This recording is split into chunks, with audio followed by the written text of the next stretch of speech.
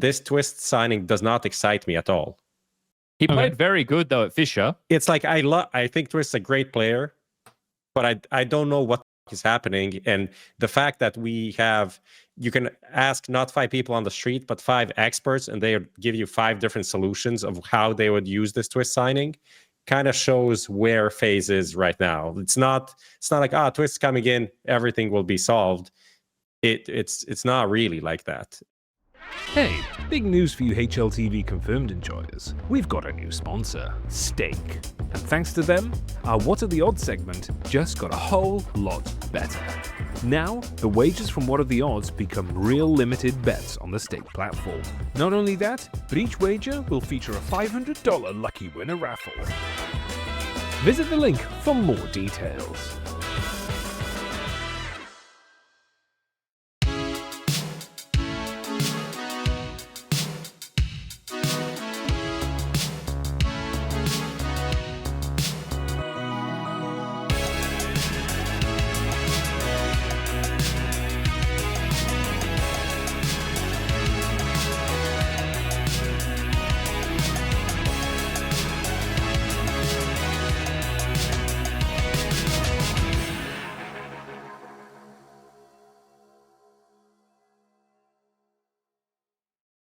Ladies and gentlemen, boys and girls, Counter-Strike fans across the globe, welcome back to another episode of HLTV Confirmed, exclusively streaming into your living rooms live on Kick, and we are brought to you in partnership with Stake. Remember to gamble responsibly.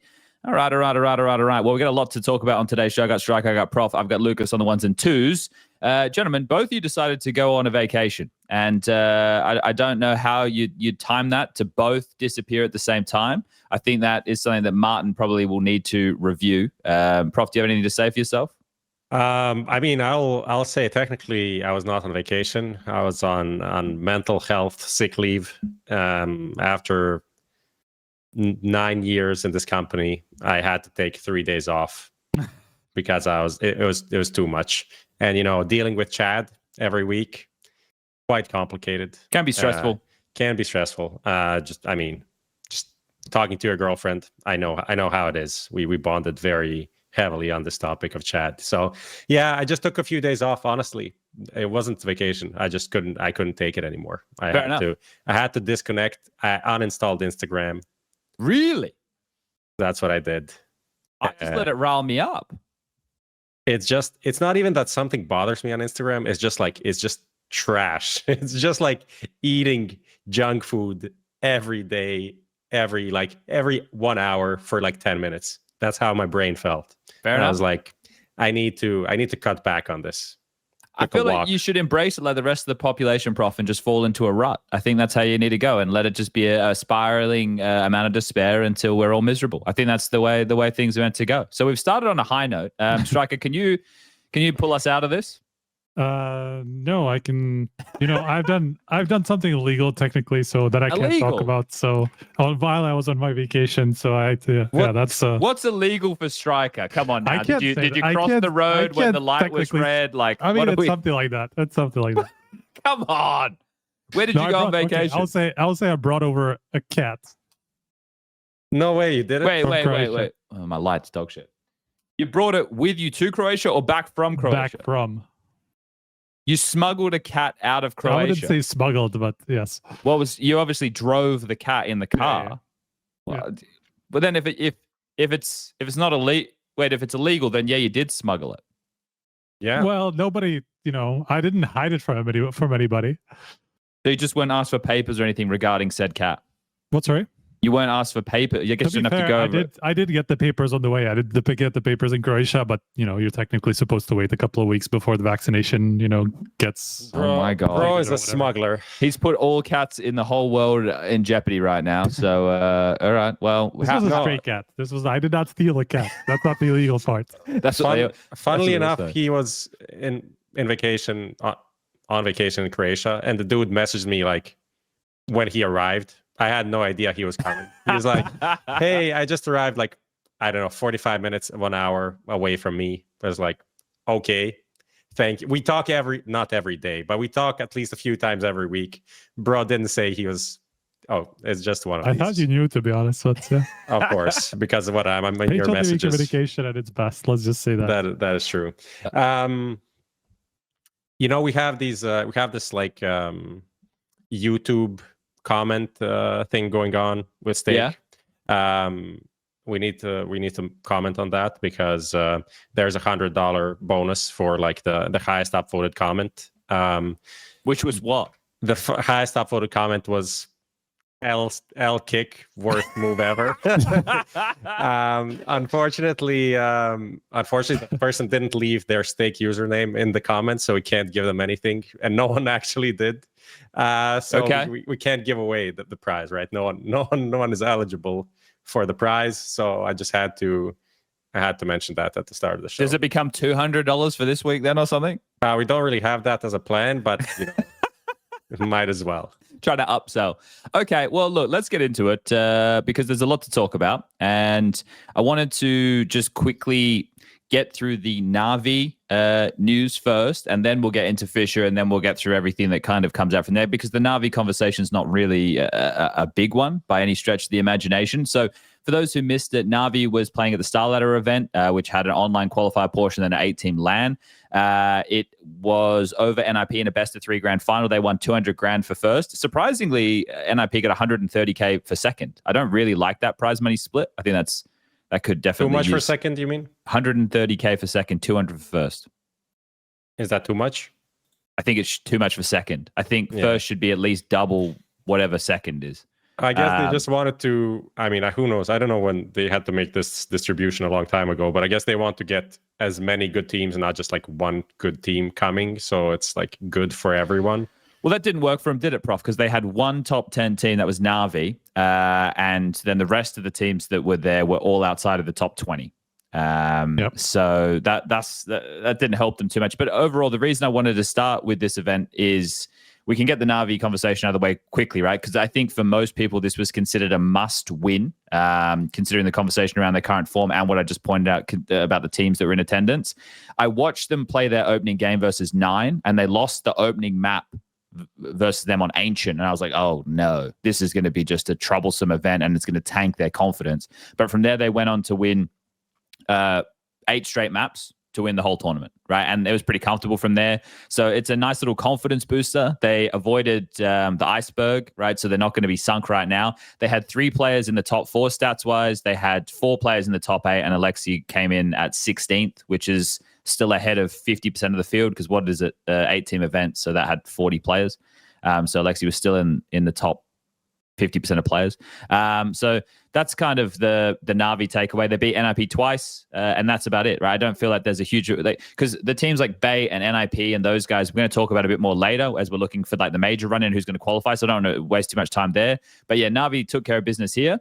The main thing I want to talk about with this is what this means for the major. Did you guys watch any of the event?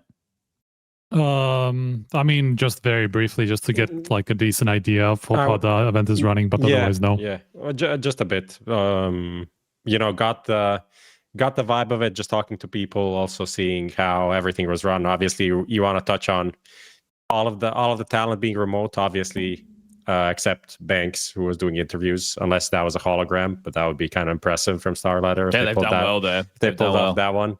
But it was like a very, very small event, realistically. Hotel, whatever. Not hotel room, but a ballroom. Yeah. Didn't really have... classic, bit of a throwback.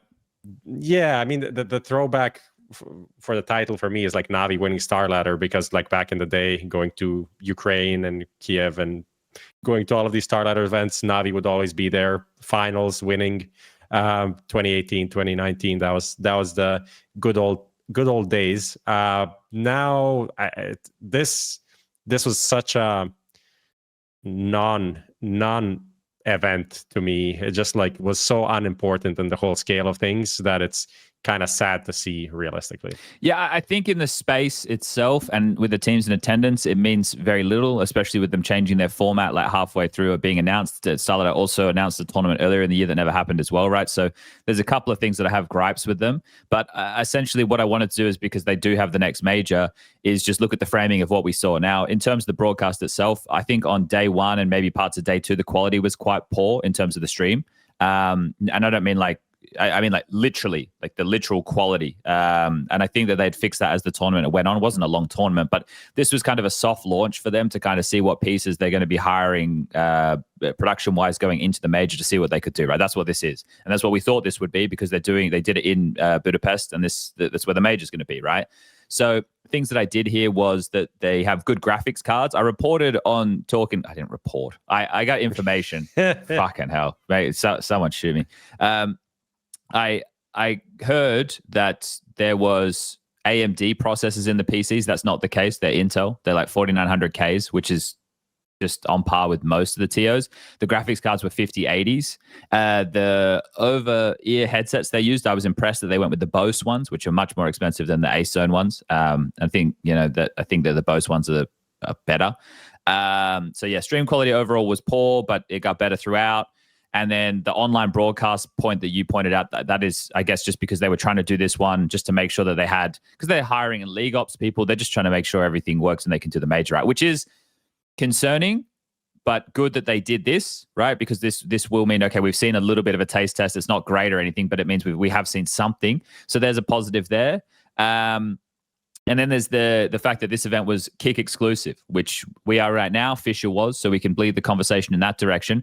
What I wanted to ask to the room, if we're using the major as framing what's coming up, what do we think about that? Do you think they can do kick exclusive for the major? We've never seen anybody do an exclusive broadcast for a major before. I don't think like you can 100% do it exclusive, right? There has to be like CSTV IPs and all this type of stuff, but. Yeah. I know that TOs in the past have flirted with ideas, because I've spoken to different TOs about ideas of doing, okay, let's sell the broadcast rights to Kick or whoever.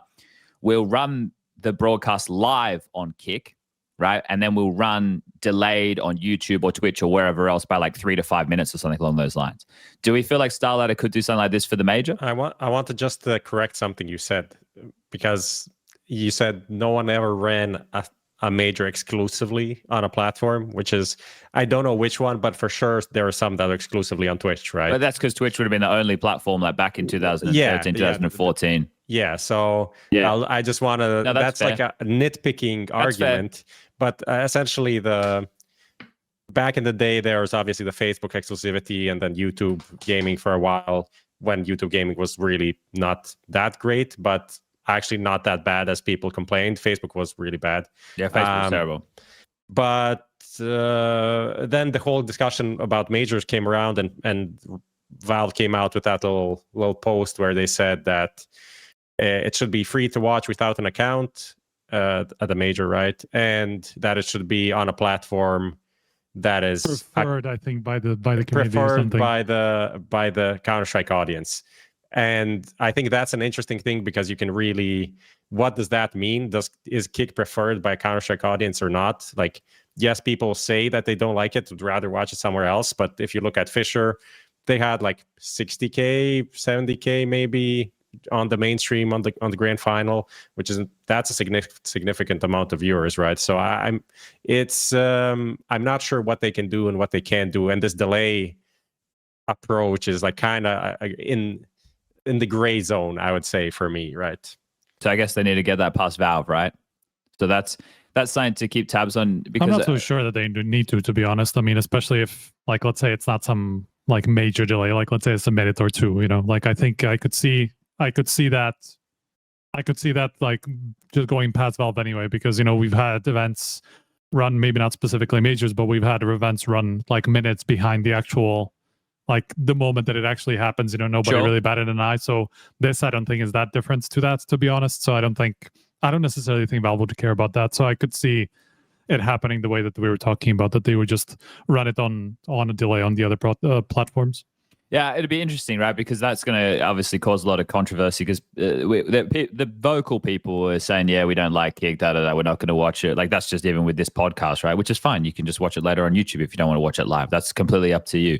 I think that it's one of these things with StarLadder being a newer, I say newer tier, they're an older tier, but they're returning to the space, right? So the fact that they're going for this, it's not easy to get sponsorships and stuff in the climate at the moment. We know that money's not just free flowing as it normally would be. So the understanding there is like you're going to get paid from the platform to stream with either the delay, or not the delay, but the live portion with delay on other stuff, or exclusively like they have for this event. So you can understand why a TO would do it, especially if they need some money to be able to fund certain things. But I mean, they are also Ukrainian, so they don't have access to a lot of potential sponsorships, from Russian companies or companies that are affiliated with Russian companies and things like that. So a lot of the usual betting sponsors and all that stuff are basically off the board. So of course they're just gonna be at a disadvantage coming to sponsors.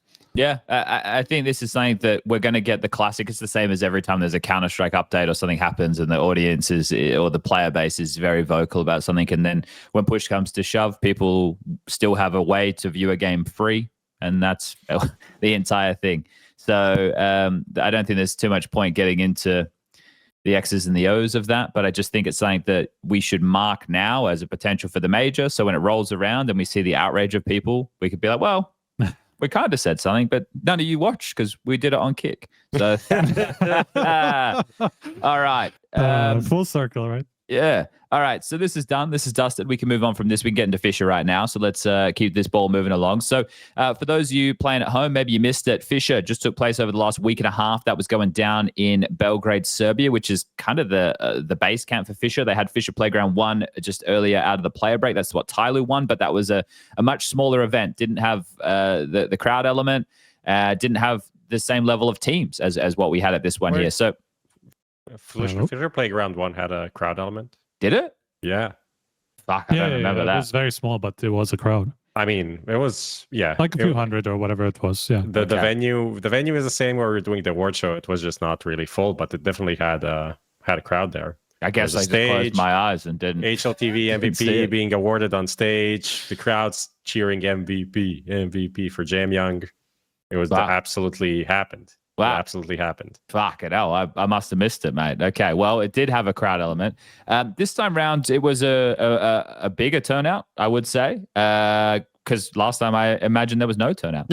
So it was a bigger turnout. I think that for the Friday, it was an expectation that we all see, right? Like that you're not going to get people there at 10 a.m., which is unfortunate because it was one of the better matchups. That was the G2 versus the MongolZ game, which was a little bit of a shame there.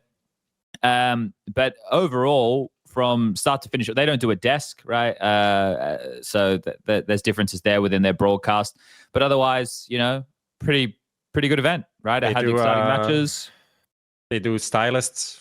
Yes. They dress up Dinko and like a little... There's wardrobe. Yeah, there's wardrobe for the members of talent right there, which is, something that no other TO does, which, I would like to not have to worry about my own clothes. Yeah, I don't know. But it also sets the brand, right? I mean, I know that you might not be 100% comfortable with whatever they choose for you, but it does contribute to the vibe of the tournament, right? So I think that's actually a pretty cool thing. Yeah, no, for sure. Then I think that there's no misunderstandings between the tournament organizer and the members on the broadcast. Like if they rock up wearing the wrong thing, like this way, it's like, no, this is what you're wearing. It's like, okay, fair enough. I wish that like tournaments would just do like the Olympics. You just get like a polo that has the logo of the event. Here, you just get a polo shirt. It's just clean. I don't have to fucking worry about anything. I just wear that and I'm done. Just get me one that says like whatever the event is. This is fucking save me having to worry about all these stupid clown clothes we have to put on, especially for the playoffs, mate. When we do these big events, I go and I do my fucking 30-second camera check-in. So I get dressed in a suit and everything. And then I go and I cast and I'm not on camera and I'm in a spot where no one can see me. So I just get dressed in my civvies. It's the stupidest fucking thing I've ever seen. But anyway, I digress. We're going down the wrong rabbit hole here. We're here to talk about FURIA taking the title. Lots of things coming out about that, guys. Right, it's been 700 years since Fallen won a trophy. FURIA had to dig up the bones of their ancestors to be able to win a title. There's just so much going on with the FURIA narrative. That sounds like you made a reference to K. Serato's grandfather dying, which you didn't. but I know that people, if Yeah, you don't address probably. it, if I don't say something, someone will take it out of context. Well, it'll get taken out of context anyway, man. Right? Yeah, I mean, there's always a bit of misinformation and stuff going on. You know, we love a bit of that. Just make it like a bit crazier, even though you don't need to make it crazier than fucking Kazakhstani kid coming to FURIA with Yakindar and now being a really good team. I think that's the whole story I need. And apparently being role models for all of Brazil. And yeah, that's also, and falling on a rifle being actually pretty serviceable as an IGL, like being no worse than any of the top IGLs. Yeah, practically. You know, I think he's sharper than most of them. Yeah, and he can also pick up the op and actually do something on that when he has it, like second op, really serviceable, or like when MongolZ dies, he can pick it up, do some stuff. He's actually like, I think that's still my biggest surprise. I really didn't think he would individually be able to carry his own, especially either playing more active roles or going into passive roles, which are more difficult and dealing with that. But he's individually been really, really solid. Yeah, I think just to set the table for everybody with this, right? So in terms of their run, it was 2-1 over Liquid, 2 over G2, 0-2 loss to Aurora, 2 over Pain, 2 over Astralis, 2 over Falcons. And then it was a 5-map final where they were trading map picks, right? So they won each other's map picks all the way to the 5th map of Dust 2. And then once we got to Dust 2, that was the most dominant map of the series. It was an interesting final, right? There was very sloppy moments. Like Mongols would put themselves in really good positions and then they'd overpeak, which I guess is classic. And then you'd find yourself in a 2v2 out of nowhere and stuff. But it was exciting. There was lots of clutches. It's the type of best of 5 you want to see, back and forth and very clutchy. So we got a lot of that there. I guess with the FURIA Flowers, right? So we've already been talking about them as a good team after, well, they've only been together for 5 months, right? So you go back to, is it 5 months? May. Yeah, something like that. So it was May was their first event, which was PGL Astana. So they played 8 tournaments, including that one, since then. And they've been in the playoffs of 5 of them. And one of those with the Major, which is great on the resume for the early stages. You got MongolZ, who I guess is in the conversation for Rookie of the Year at the moment. He was the MVP of this tournament. And you got some fun, like, which it's because we were already talking about these stories, right? Like, oh, Yakinda, he's resurrected from the Liquid times. Or you've got Fallen, oh, okay, now he's back on the rifle and still in game leading and finding impact. You got MongolZ, right? He's this kid who's great on the AWP, the rookie, could be in the Rookie of the Year conversation. And then you've got Yuri and K-Serrato, which have been the best 2 Brazilian players since the m0NESY SK days. Who haven't really had a lot of success, and now they're finding it with this weird hodgepodge team that's been put together. But it's not like FURIA came out of nowhere and won this event, though, right? They were in the conversation, and at the moment, because I made a tweet. I don't know if you I think you guys saw it, Prof. You liked it or whatever. One of the things that I said, it was the one that had like 2025 Season 2 Tier 1 event results to date. And I included FISSURE Playground 2 in that, which some people had a bit of a problem with. And I guess there's different definitions. Like, we did a conversation a couple of weeks ago where you brought up the S tier thing, remember, Prof, when it was like Mongols. But it's like Tier 1, S tier, and then I made a follow-up tweet because it felt like people were conflating like a prestige of a tournament with the tier of a tournament. Yeah. Right? Like the most prestigious tournaments are majors, then your Katowices and Colognes, and then after that you can start getting in a conversation about what's most important based on teams in attendance, arena, format, et cetera, et cetera. I think with the field that was at FISSURE, which I think had 6 or 7 teams in the top 10, and a whole lot more in the top 20 in attendance, with the format it had being a Swiss best of 3 the whole way with the prize money, and then there was a crowd. To me, I know that Vitality wasn't there, Spirit wasn't there, m0NESY wasn't there. They all chose not to be there. They're all invited. Yeah. They could have gone. It's still, in my books, it's a Tier 1 event. Where do you guys fall on that? Yeah, that's the conversation that I wanted to point out. It's like the definition of Tier 1 somehow to some people means Katowice, Cologne, Major type like competition. That you have to have all the teams to be a Tier 1 event. I'm like, it's not how it works. Especially these days, we have a lot of events that even some of the big ones from ESL, like some of the top teams, skip. Occasionally, like in Aurora and some of these teams that aren't necessarily a part of the biggest orgs in the world, right? So. I don't think there's any question that this was a Tier 1 event. I'm kind of surprised that people weren't making the same argument about Blast, for example, that was half online, of course it had all the top teams, or at least most of them, I think. apart from Falcons, right? But then, MongolZ as well. MongolZ wasn't there either. But that's also two big teams that were missing half of its Spirit, line. I didn't see this. make the LAN either. Yeah, so. Right. And I didn't see that conversation about Blast, which is crazy to me. That's like, to me, that's way less prestigious, even if it's bigger arena and that stuff. Like, of course, the finals were, but as an event overall, I don't think it was as prestigious as a FISSURE. So I don't really understand that part. I think people just are lingering on like last season, and Vitality obviously being very strong. Spirit have won 2 events this season, but now they have a different roster to the one that they had won those events with. So I think it's just people's internal biases and how they view things, which is fine. Like, I think everybody should be entitled to their own opinion of what they think is prestigious or what is a tier 1 or whatever. That's okay. That's a fine conversation. I mean, it's kind of surface level, which is if you surface level watch, that's going to be your opinion, right? And that's why we're here to tell people how it actually is. Right? I mean, your follow up or whatever, you made the tweet also. Like, last 2 big events were won by MongolZ and G2, who are here in competition, right? Yeah. Vitality, Spirit, Mouse didn't win any of these tournaments, the last 2 tournaments, right? So, and they are all in the mix pretty much. Yeah.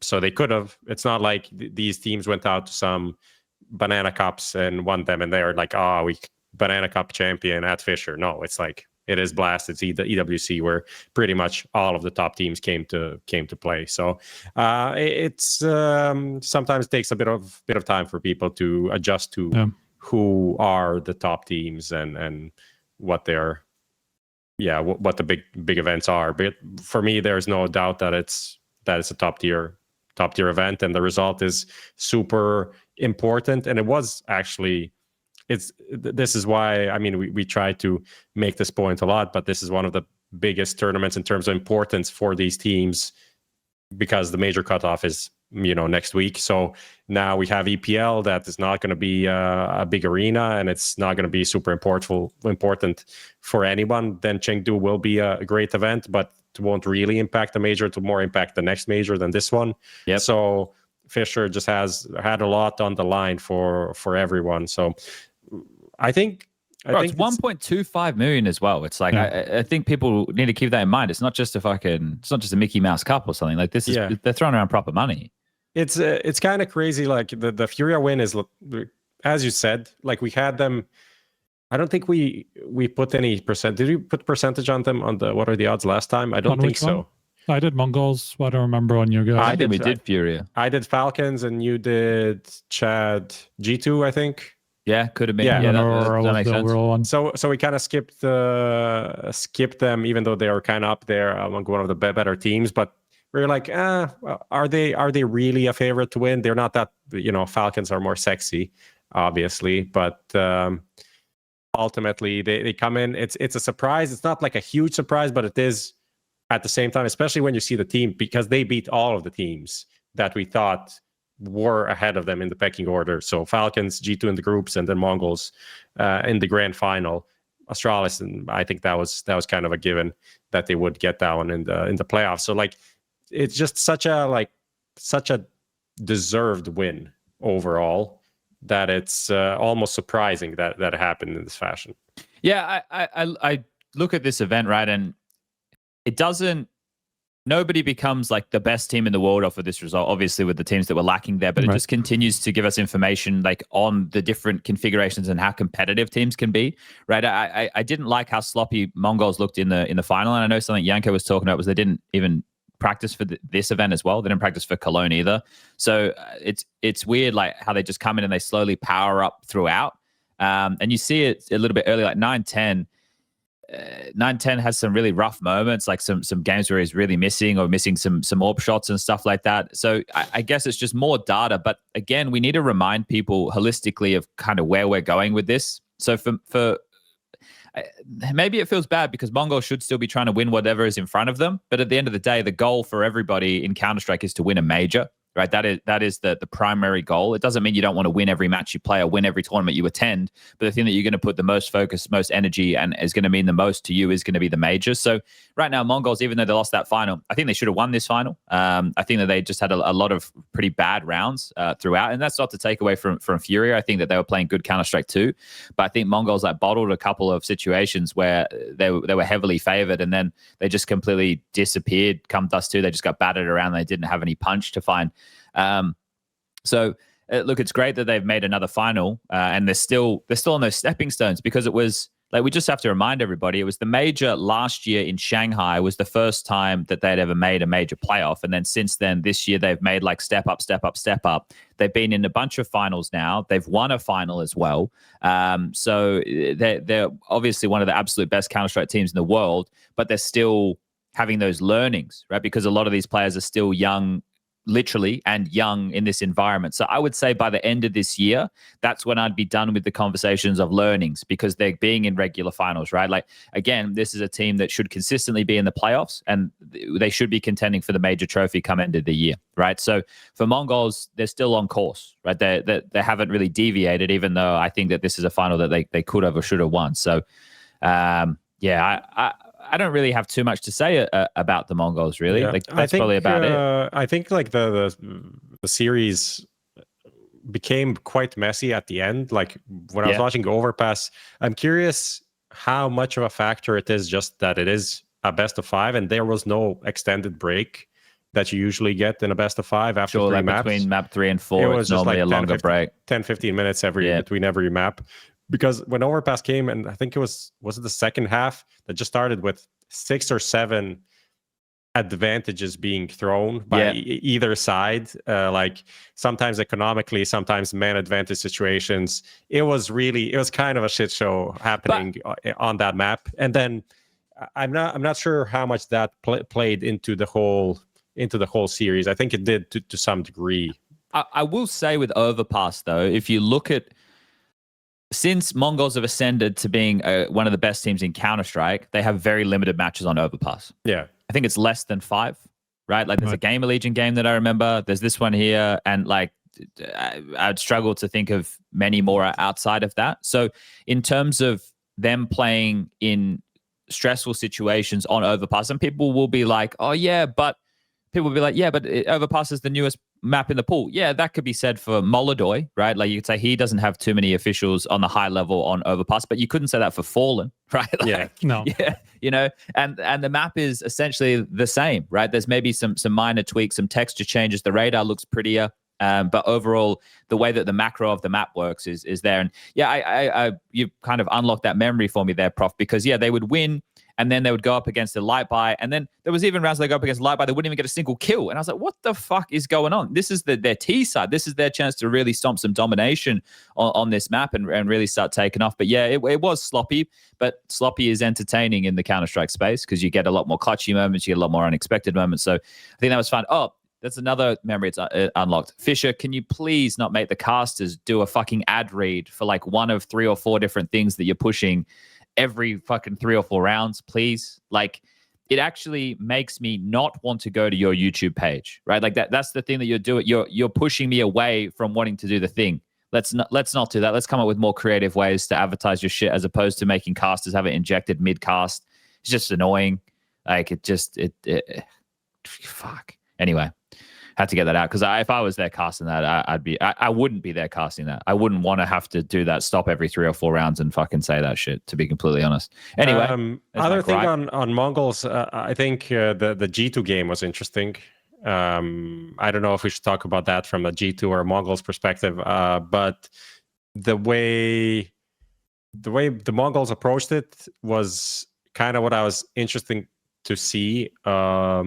In terms of how would G2 continue being like so proactive and how much teams would adapt to that. Okay. Like I was watching the Mirage game and a lot of it was just like either direct like B hits, for example, because you know on Mirage you're usually you're gonna go for A if you want to do something on the CT side. B is kind of limited a lot of the times. So doing B hits, and then when they would go for something like some mid fights, either I think m0NESY or Techno would just like they would just challenge the extremities and just be like, fuck it, there's probably no one here watching this. I'll just walk out and go for these duels on areas that usually teams in this fog of war will kind of respect and not go for a play. And they're just like, we'll just explore all avenues kind of at all times, because somewhere there will be a gap. And they found these gaps quite a few times. So it's ended up being, I think, the problem for G2 that they were, I don't want to say red, but they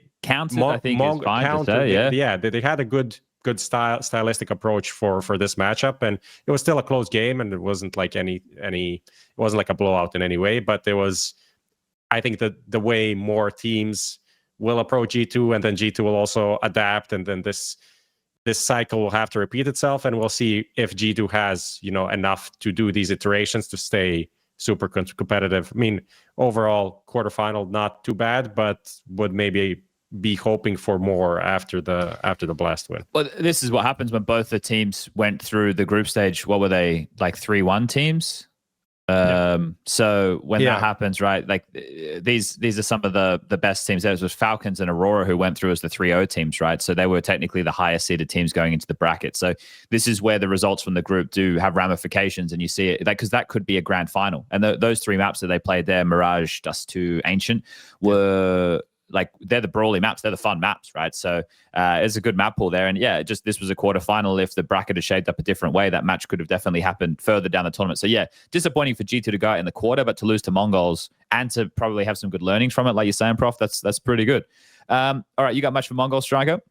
No, I mean, apart from the final, I didn't get to watch basically from like the first day of the tournament until the semifinals. So there's not much I watched other than the final. Yeah, all good. All right, let's jump into some Falcons conversation then, shall we? So Falcons absolutely blitzed through the group stage. Like it was, they smashed everybody. Like it wasn't close. Like let me just bring up the teams that they played against just for reference. But they did absolutely dominate across. So they played VP in the opening game. They only lost 3 rounds within that VP series over 2 maps. They then go up against Legacy. They win Inferno 13-4, which is huge, right? Because Inferno is a bit of a weakness. There's been some position changes. Nico's now the A rotating rifler. Kiyosuke's playing Banana. So they've made some changes to try and address their Inferno weaknesses, because people were talking about them changing their map veto, right? And playing Overpass instead. But anyway, they've had some good Inferno results, or at least that good Inferno result. Then they go up against FaZe, who mid-tournament announced that Twistzz is rejoining, and we don't know who is going. So we'll get to this soon. This is one of the more fun topics of today. They win that series 2-0. It's 13-11, 13-6. And then they go into the playoffs, and they're taking on Pain, who they dominate again. Another big Inferno win, 13-4, and then 13-6 on Ancient. And then they get 2-0'd by FURIA. So FURIA are the eventual winners of the tournament. So, like, obviously, there's always going to be this microscope that Falcons are put under because of the amount of money and the star names they have in the team. But is that a bad result, do we think? I mean, for me, yes. It kind of is, yes. Okay, because, all right. Especially because of the competition they faced, right? Virtus.pro is coming in with Perfecto as the IGL and the Academy guy coming in. Honestly, after they went 0-2, I just thought it was going to be 0-3. Somehow they actually made it pretty competitive. Legacy, it's not a team we expect to be competitive or like anywhere near playoffs contender, right? FaZe is in this weird limbo where, as you say, they're just about to make a change and they already haven't been looking that great regardless, right? And then Pain is this team that just goes up and down. Sometimes they're a bit more competitive. Sometimes they just bomb out instantly, right? So none of these results particularly impress me in terms of who they play. And the first time that they play a team that we know is competitive, has made playoffs consistently, has looked on the up, beats them. Obviously in a close series. It's 2 close maps. Yeah, very close maps. But that's where you start thinking whether Falcons really are in the position where they should be favorites for tournaments as they want to be, right? Like they want to be in a position where they should be favored to win, or at least, always in the conversation that they can win a tournament, right? I think that they're in the conversation based off their pieces. They're not in the conversation based off their results. Yes, exactly. But that's the point exactly I'm making, right? I mean, they haven't, apart from basically that Vitality win that they had in that 3rd place decider, they still have yet to take a big scalp at an important point, against some of these top teams. So that is the point of concern for me, regardless of, of course, it's FURIA that, ended up winning the tournament, won against, as Prof said, all the big teams that, I mean, they won against everybody that they needed to win against to make it. The only team they didn't beat was Aurora. Yeah, right. They lost to them in the group stage, right? So it was as legit of a run as you could imagine, really. So that's my stance on Falcons. I haven't watched enough of their games to really understand what changed between those games or why they didn't approach that semifinal well, because I just saw some highlights and stuff like that. I just didn't watch that game particularly. But it is, and from a result perspective, it is a concern for me that they keep going in this direction where they clearly are competitive. They clearly have the peaks, but they just don't really produce the results.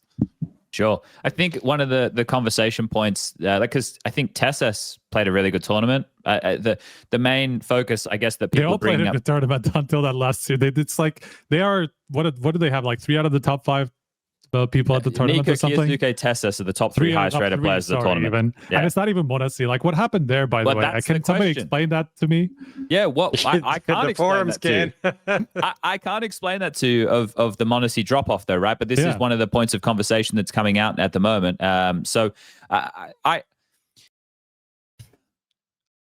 had a lot of these. Like, that's the thing. Like, we've known him to be this guy who steps up in the arenas. You know, who always will take it upon himself to make the plays, and who will back it up. Like, he always backed it up in the arenas, or often he would. I mean, that was a big reason why we ended up putting him second in that kind of controversial run for the top 3. It wasn't even controversial, year, right? bro. It's not controversial. It's controversial because people are talking about a lot of people did think whatever you know. It's like revisionism, historical revisionism. I mean, partly yes, but you know what I mean, right? Yeah, I mean, people were not like, and we've seen a lot of games in playoffs where he just disappears, and that's new. That's entirely new to me when I'm looking at m0NESY. He's just never the guy who used to do that. Yes, he can be shaky. Even within the same series, he will have like oversteps, and he will just make some moves that don't really make sense, and he's just making it to try to make the difference and things like that. But usually he will always have some of those rounds that will make up for that, you know, and that you know, he will make one overstep, but then the next time he makes a big play, he gets a big triple that, you know, kind of balances it all out. But like, if he's just had a bunch of these games where he just goes missing. Here's an interesting one, right? How many maps, just maybe you looked at the stats, but either way, I'll ask the question. How many maps do you think this team with since Kiyosuke has joined have they played? I was looking, it's very few. They played like 25, I want to say. 27. Okay. Yeah, so it's not a lot of maps, but at the same time, the expectation for these guys is the highest. And in terms of maps played, it's pretty even. 5 Infernos, 5 Trains, 5 Nukes, 5 Ancients, 4 Mirages, and 3 Dust 2s.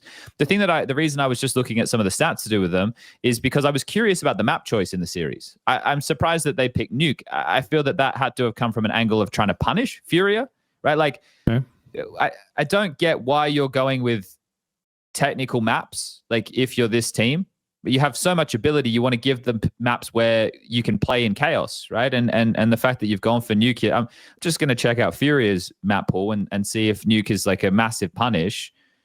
So Nuke with this team, they have a 75% win rate. They've won it against Spirit, Astralis, Falcons, and the Mongols on the trot. What do you think they should pick instead?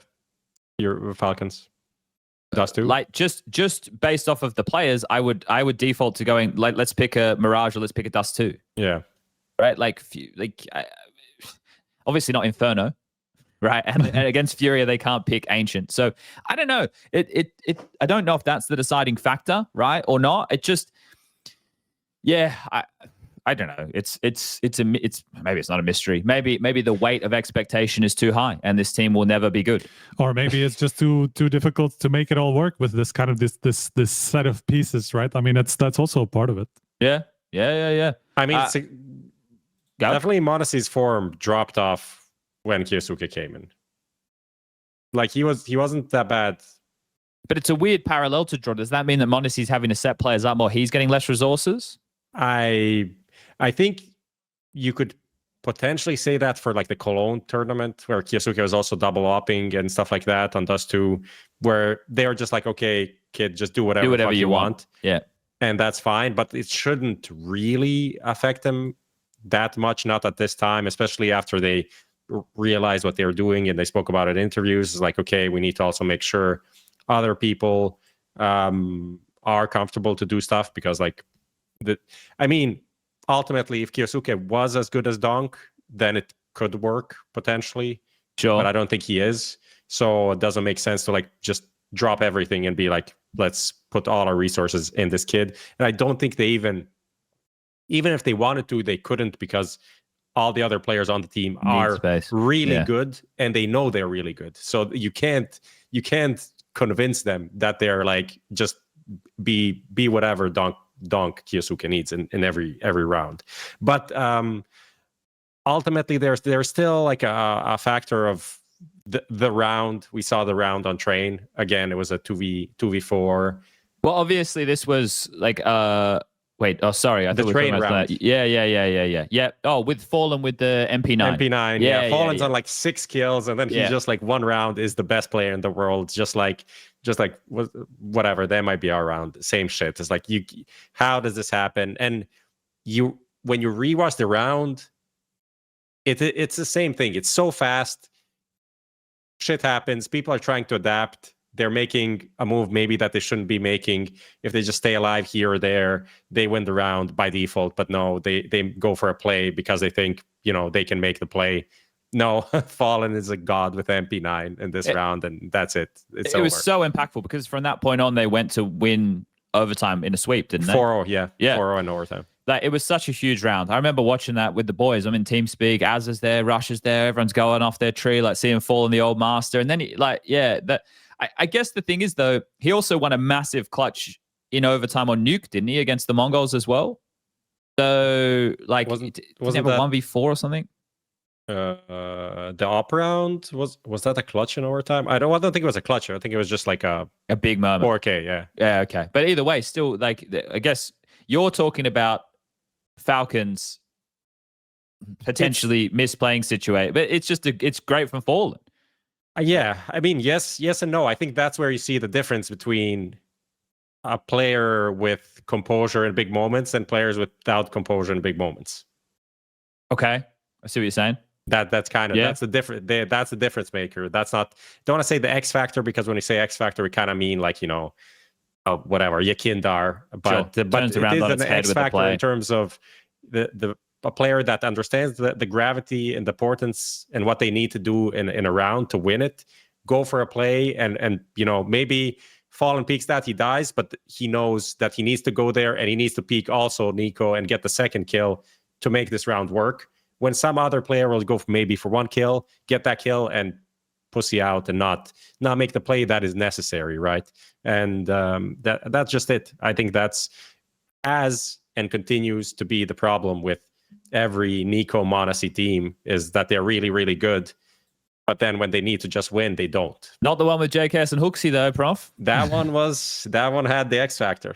That one had what it needed. So, Anyway, Falcons continue to be a mystery. No clearer on their future. The potential of the players will always be there, but whether or not this constellation of them is going to be the one to bring Nico his major, who knows? All right, let's move. Let's get into some VRS conversation, I suppose it is. So, as mentioned, mid-tournament, FaZe announced that Twistzz was rejoining FaZe, leaving Liquid. It's kind of weird. It's like he's got 2 girls on the line, right? And he doesn't know which one he wants. He's back and forth between them. So Twistzz will no longer be part of Liquid, but he played a big role in their campaign to get a bunch of VRS points. Liquid obviously making the playoffs.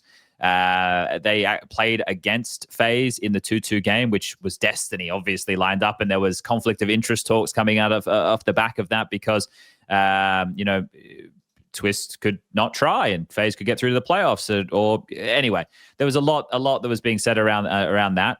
But Liquid have done enough to qualify for the major, as far as I understand. Is it still a bit ambiguous, Striker, or have they done enough? I'm sorry, I'm just watching this. I have makeout session / fight going on behind me with the cats.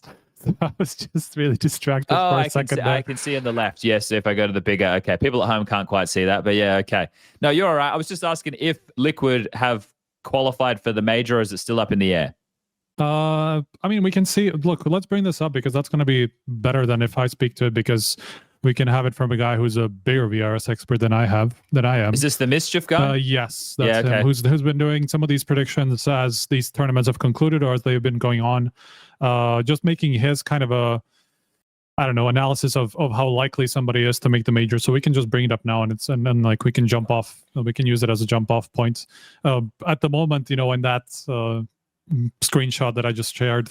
He has a Liquid as over 99.9% chance of making the major. So I guess Pretty good odds. they're even in a position where they could make it all the way to stage 2 after being really far out of even qualifying for the major before FBG. So it was a massive boost that they got. It was something like 300 points, right, that they got for FISSURE alone.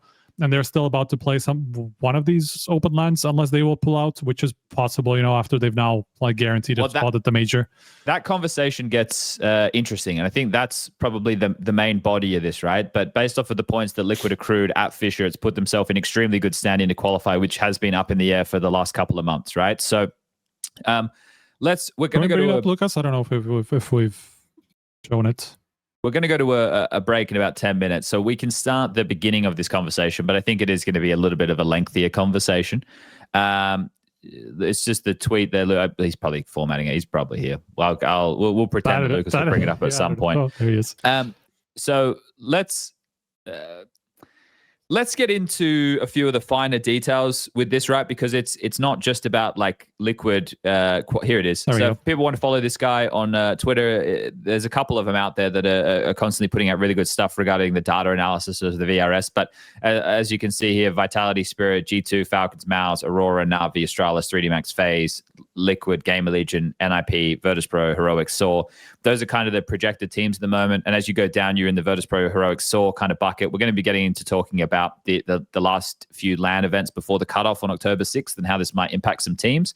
NIP just pulled out of a smaller event, so they don't put any of their points in jeopardy of losing and having that disparity start to grow, and they slip out of this top 16 run. But the focus being on Liquid, and I guess FaZe to some extent, is where this conversation for me kind of lights up. So from my understanding, EliGE is going to Liquid, right? And that hasn't been, Liquid haven't made an announcement. They haven't tweeted anything. They haven't said who the player is that's going to be replacing Twistzz. But from my understanding, it's going to be EliGE. And the reason that's happening, it's like a straight swap of players because both these organizations don't have a lot of money to spend. So if I see any more of these people on the forums telling them that they should pick up Simple to Liquid, right?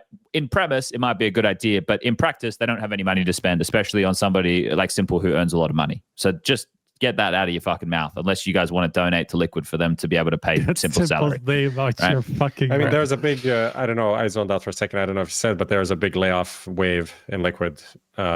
Just recently, they pretty much cut their whole creative agency quotation mark that they had going on. So that's seems to be budget cut season after EWC ended, of course.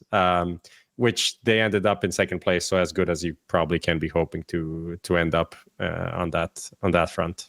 Yeah, so that's just to address for people that, when I'm talking about there's no money going around and the fact this is a straight swap, right, is these are some of the reasons. So Twistzz going to FaZe, we don't actually know which player he's going to be replacing on FaZe. Now, originally what I heard was Rain, but since then the conversation has kind of expanded and it feels like FaZe don't even know what they want to do at the moment. Now, that might have changed. Yeah, that's what I heard. What have you been hearing, Striker? Yeah, exactly. I'm a little bit behind because I've been on vacation, so I haven't been talking to people. That's all right. We'll give it to you. But the information that I got just before I went was indeed that the idea was Rain, but I also had a very strong impression that they wasn't sure and that they were still exploring what the actual possibilities are. So yeah, I don't know how much it's moved since then. I would imagine it has because, time is running out in terms of their preparation for EPL and all that stuff. I'm sure they want to get to that as soon as possible. So I would imagine it is probably decided by now. I just don't know what the decision is. But yeah, as I understood it at the beginning, Rain was it was supposed to be Rain at first, at least. Yeah, and then the understanding of picking up Twistzz, I don't imagine this to be the short-term solution, but it's also future-proofing because he did that small stint in-game leading at Liquid, and it might be something that FaZe look to if Carrigan moves to coach in the future, and then they can move Twistzz into in-game leadership, and then he'll have Carrigan's oversight, right? So there's a lot of options there for them. Obviously, I've heard people Yanko was saying the other day, they should bench Jacob until the end of the year and play with his team and see if the magic comes back. It just would be so strange to pick up this kid and then bench him and see what happens. I've heard some stuff that maybe, Carrigan wants some time off. I've heard, I've heard everything under the sun. We've heard some frozen Navi thing, man. bro. There's no way Twistzz gives up in-game leadership after, apparently getting fed up with it, and only to go to FaZe to either temporarily or even permanently replace Kerrigan in in-game leadership. I could see that happen down the line, maybe in a few years when he matures a little bit more, when he's more ready for the switch and things like that. Especially if you have the idea of Kerrigan being your coach, that's going to be a big help. But I just don't see it happen this way at this point. Yeah, I think that this conversation kind of gets a bit murky, right? So touched upon a few factors to this. Liquid pretty much qualified for the major, but they're also signed up for smaller LANs because they wanted to make sure that they had a couple more opportunities to try and accrue LAN wins to get points to make sure that they qualified. But now if they go to those smaller LANs, they risk losing points, which would put them in worse stead to qualify for the major. Now, 99.9% seems like a pretty good fucking amount, right? But let's say that they go to these smaller events with EliGE and they bomb out. Is it worth the risk, or is it better just to take the major slot without playing anything and then have EliGE on your roster as the sub and then use him, because the major cutoff would include the roster with Twistzz, which would mean Twistzz can't play for FaZe. Yeah, that is a slight issue with that because because they need to play 5 games, 5 matches to switch EliGE from or at least for. I mean, it's the same for FaZe, but I guess that's going to be a bigger struggle in that because they will have to use a sub or something like that, because I don't think FaZe will get 5 games. It doesn't matter. No, but no. I'm talking about well, of course, we need to get him out of Liquid. Don't do this, we need to get him out of can't Liquid. Play for FaZe. Read exactly. So Liquid do need to play 5 games without him and 5 ranked games without. But they risk losing points for their major spot. Yes, but I would say they are in such a strong position at the moment, and that's why they're so close to stage 2. I think they're projected to finish something like 120 points ahead of Game Legion, which is the next team, and then NIP is just after that. So they have a big cushion in terms of qualifying, at least for stage 1. So the risk, I would imagine, is pretty small. I think the guys on one of the guys on Twitter, I don't know if it's Utnud or Mischief or which one of them said this, but I think they were also talking about this idea and talking about the risk being relatively small to lose that many points to truly risk a position at the major. That's how good of a spot they put themselves in terms of FPG.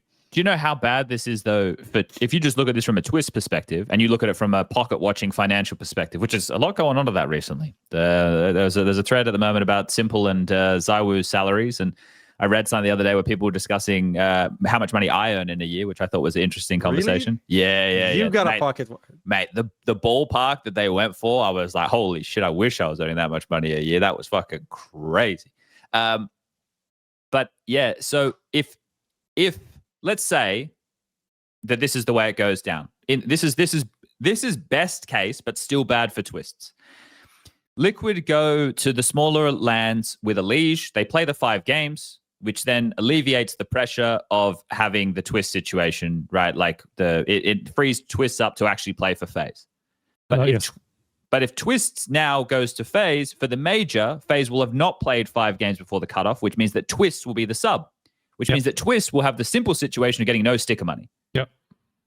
I don't think he cares, to be honest. I don't think these people, especially when you're talking about like the likes of a Simple or Twistzz or whatever, who have earned, I don't know, millions and millions of dollars in stickers plus millions of dollars in prize money. I don't think they necessarily care about one sticker that's been less and less valuable pretty much with every major. We don't know how that's going to change. Maybe things are going to be better this time, but even the individual stickers are now, like, unless you are in the first stage 1 or stage 3 rather, in the biggest group of teams, that have all the big orgs and all these things, the earnings aren't great. So let's just say that doesn't really matter. That's the best case. The worst case is Liquid don't play or go to events and don't play 5 games, which they need to win some games for, depending on the format. I'm not sure even if all of them are public, but you would need to win probably 4 games out of the 5, a bunch of games in a row, pretty much,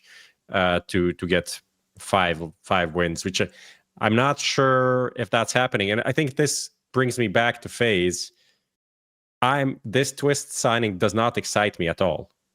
He played very good though at FISSURE. It's like I think Twistzz is a great player, but I don't know what the fuck is happening. And the fact that you can ask not 5 people on the street, but 5 experts, and they give you 5 different solutions of how they would use this Twistzz signing, kind of shows where FaZe is right now. It's not like Twistzz coming in, everything will be solved.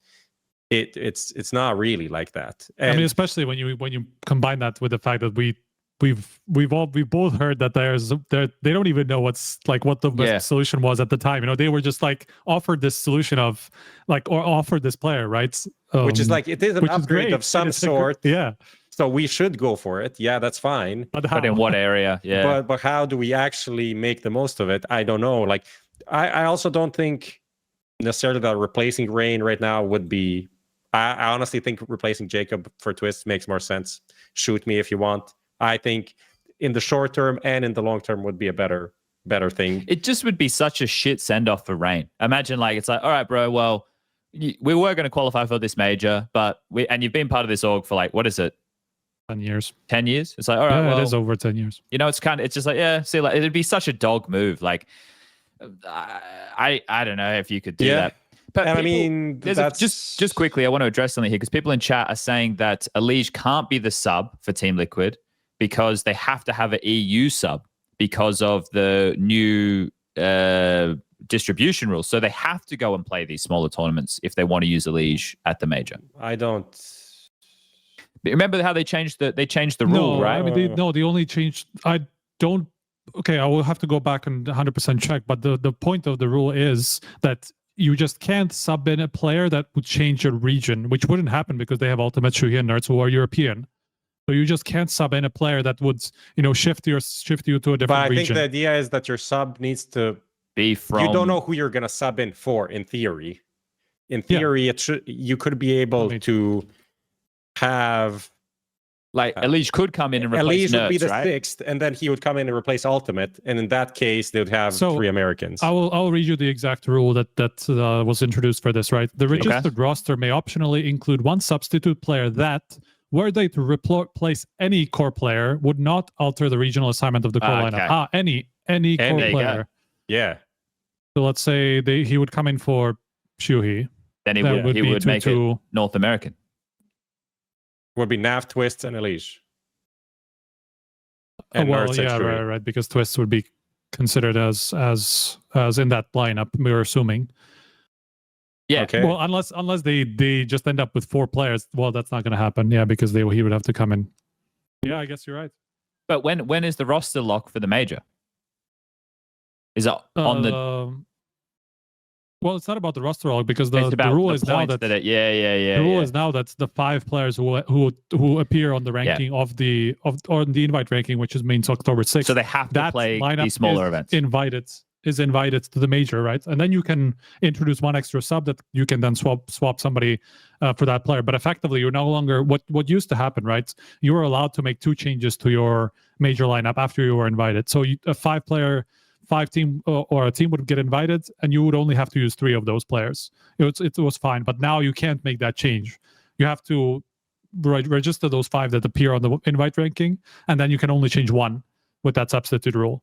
Of course, you can get around it and change your players just before to change 2 players before the cutoff or before the invite deadline, and then change the extra player.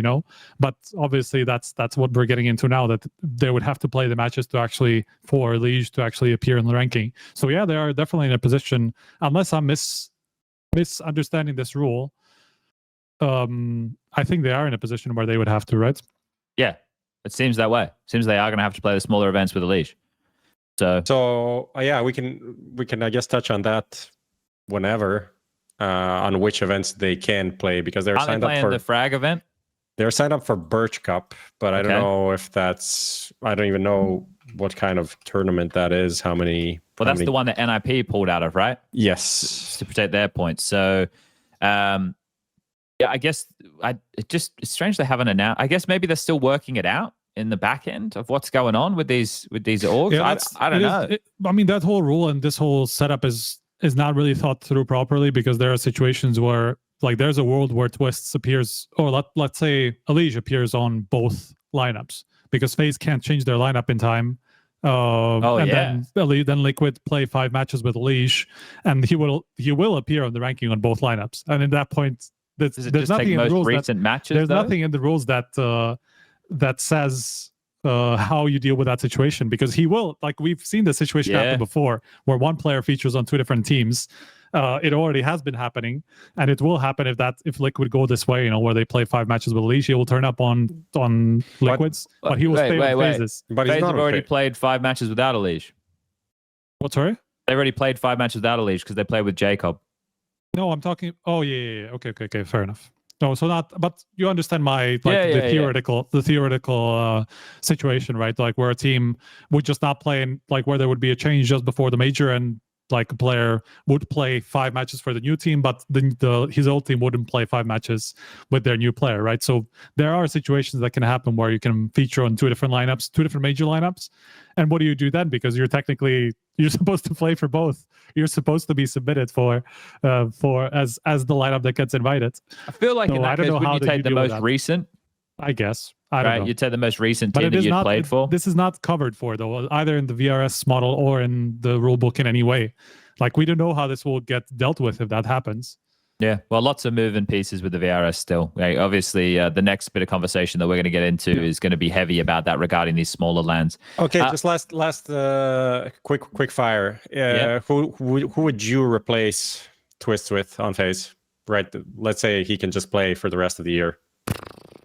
I think, like, if I can put my foot in all of the camps, right? Like the main 2, I guess. That's the only thing I don't want you to say. I just want you to put it in one of the camps. It would either be Rain. Both feet, one camp. It'd either be Jacob or Rain. That would be it, right? Outside of that, I don't think the other ones. That's 1 foot in each kid. I know, but it's like this fucking guy, fence sitter extraordinaire, right here. But one is you're hoping to reignite. Okay, I'll wait for vibes. you to go to fucking Thorin's podcast to get an opinion out of you, for fuck's sake. Mate, I can't give you like a I don't know. Like I don't want Rain to get dropped from the team in this fashion. Okay, so fuck the young guy. That's it. But I'm not anti-Jacob. Like and you. What do you think about? So okay, what do you think about Jacob? He's been fine. He's not like a generational talent or anything. It's just a guy who's shooting. Sometimes he looks good. Sometimes he looks pretty mid. That's it. But he's also never played Tier 1 Counter-Strike before. So like not everybody can be a MongolZ. I mean, you also have to understand, like if it was for Rain, you would have to think that Jacob would probably take up some of those CT spots now, because like where do you get 2 anchors? I mean, is it like, are you just going to bury Frozen more, who's been your best player for forever, just to allow you like Jacob a little bit more space? Do you go with some weird concoction of like 2 players anchor here, 2 players anchor there, 2 players anchor, 2 different players anchor on this map? That is just going to make even more of a mess. Like it does seem, I do agree with Prof that in terms of roles, first of all, I do think that Rain's been pretty all right on the CT sides. Like ever since the swap, he's not blowing me out of the, like he's not blowing my mind, but he's doing fine as an anchor. Like in terms of what you expect from people in his position, like his target rating would be something like 102, 103. And that's what he's doing on CT sides ever since the Jacob change came in. So he's doing his job, at least okay. Jacob is just very shaky, right? He does have probably a higher peak, but he also has the lows compared to that, right? And if you just put Twistzz, let's say not in the same positions, but a lot of those positions, he will perform better in those. But I'm not sure Jacob will perform well in what Rain is doing now.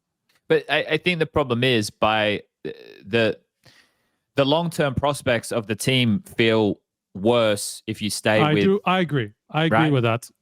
But then there's a no-win solution.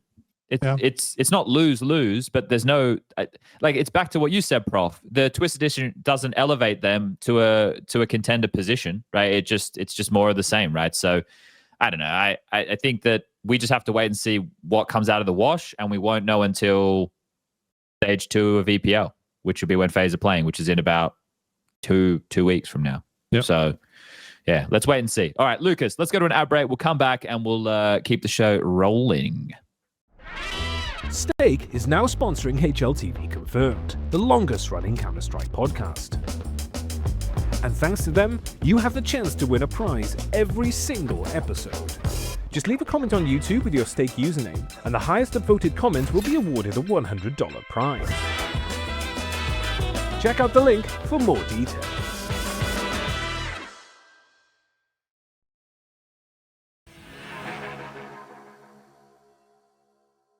All right. We're back from the break. If you just saw the ad, which I'm sure you did, YouTube comments. If you make the highest upvoted YouTube comment and you have to leave your, stake username on the comment, you can get $100 as a little bit of a freebie right there. All right. Let's keep the show rolling. Let's get into, more of the same, I guess, because we just brought up that tweet from Mischief. Can you bring it up again, Lucas, please? Just because I think that this is where we should kick off the convo. Now, this is Europe centric, so the names that we need to be looking for here are the ones at the bottom of the list. Now, Heku did like a revised tweet. She did that one with the Liquipedia page a couple weeks ago. That was like all of the events that are going to happen. She did a revised one because some of those events have been cancelled. Some got added. So I will post that here so we can all just use that. But essentially, there's a bunch of them here, right? There's one in Buenos Aires. There's one in, is that Kazakhstan flag? There's is that Poland, the Birch Cup? There's one in Russia, Landerland. There's Draculand in Bucharest. So there's the 16-team ones is Birch Cup, then Draculand. I mean, the big ones to mention would be Birch Cup, Landerland, Draculand. This Brazilian one, also I don't know how you pronounce it, FURIA, I don't know.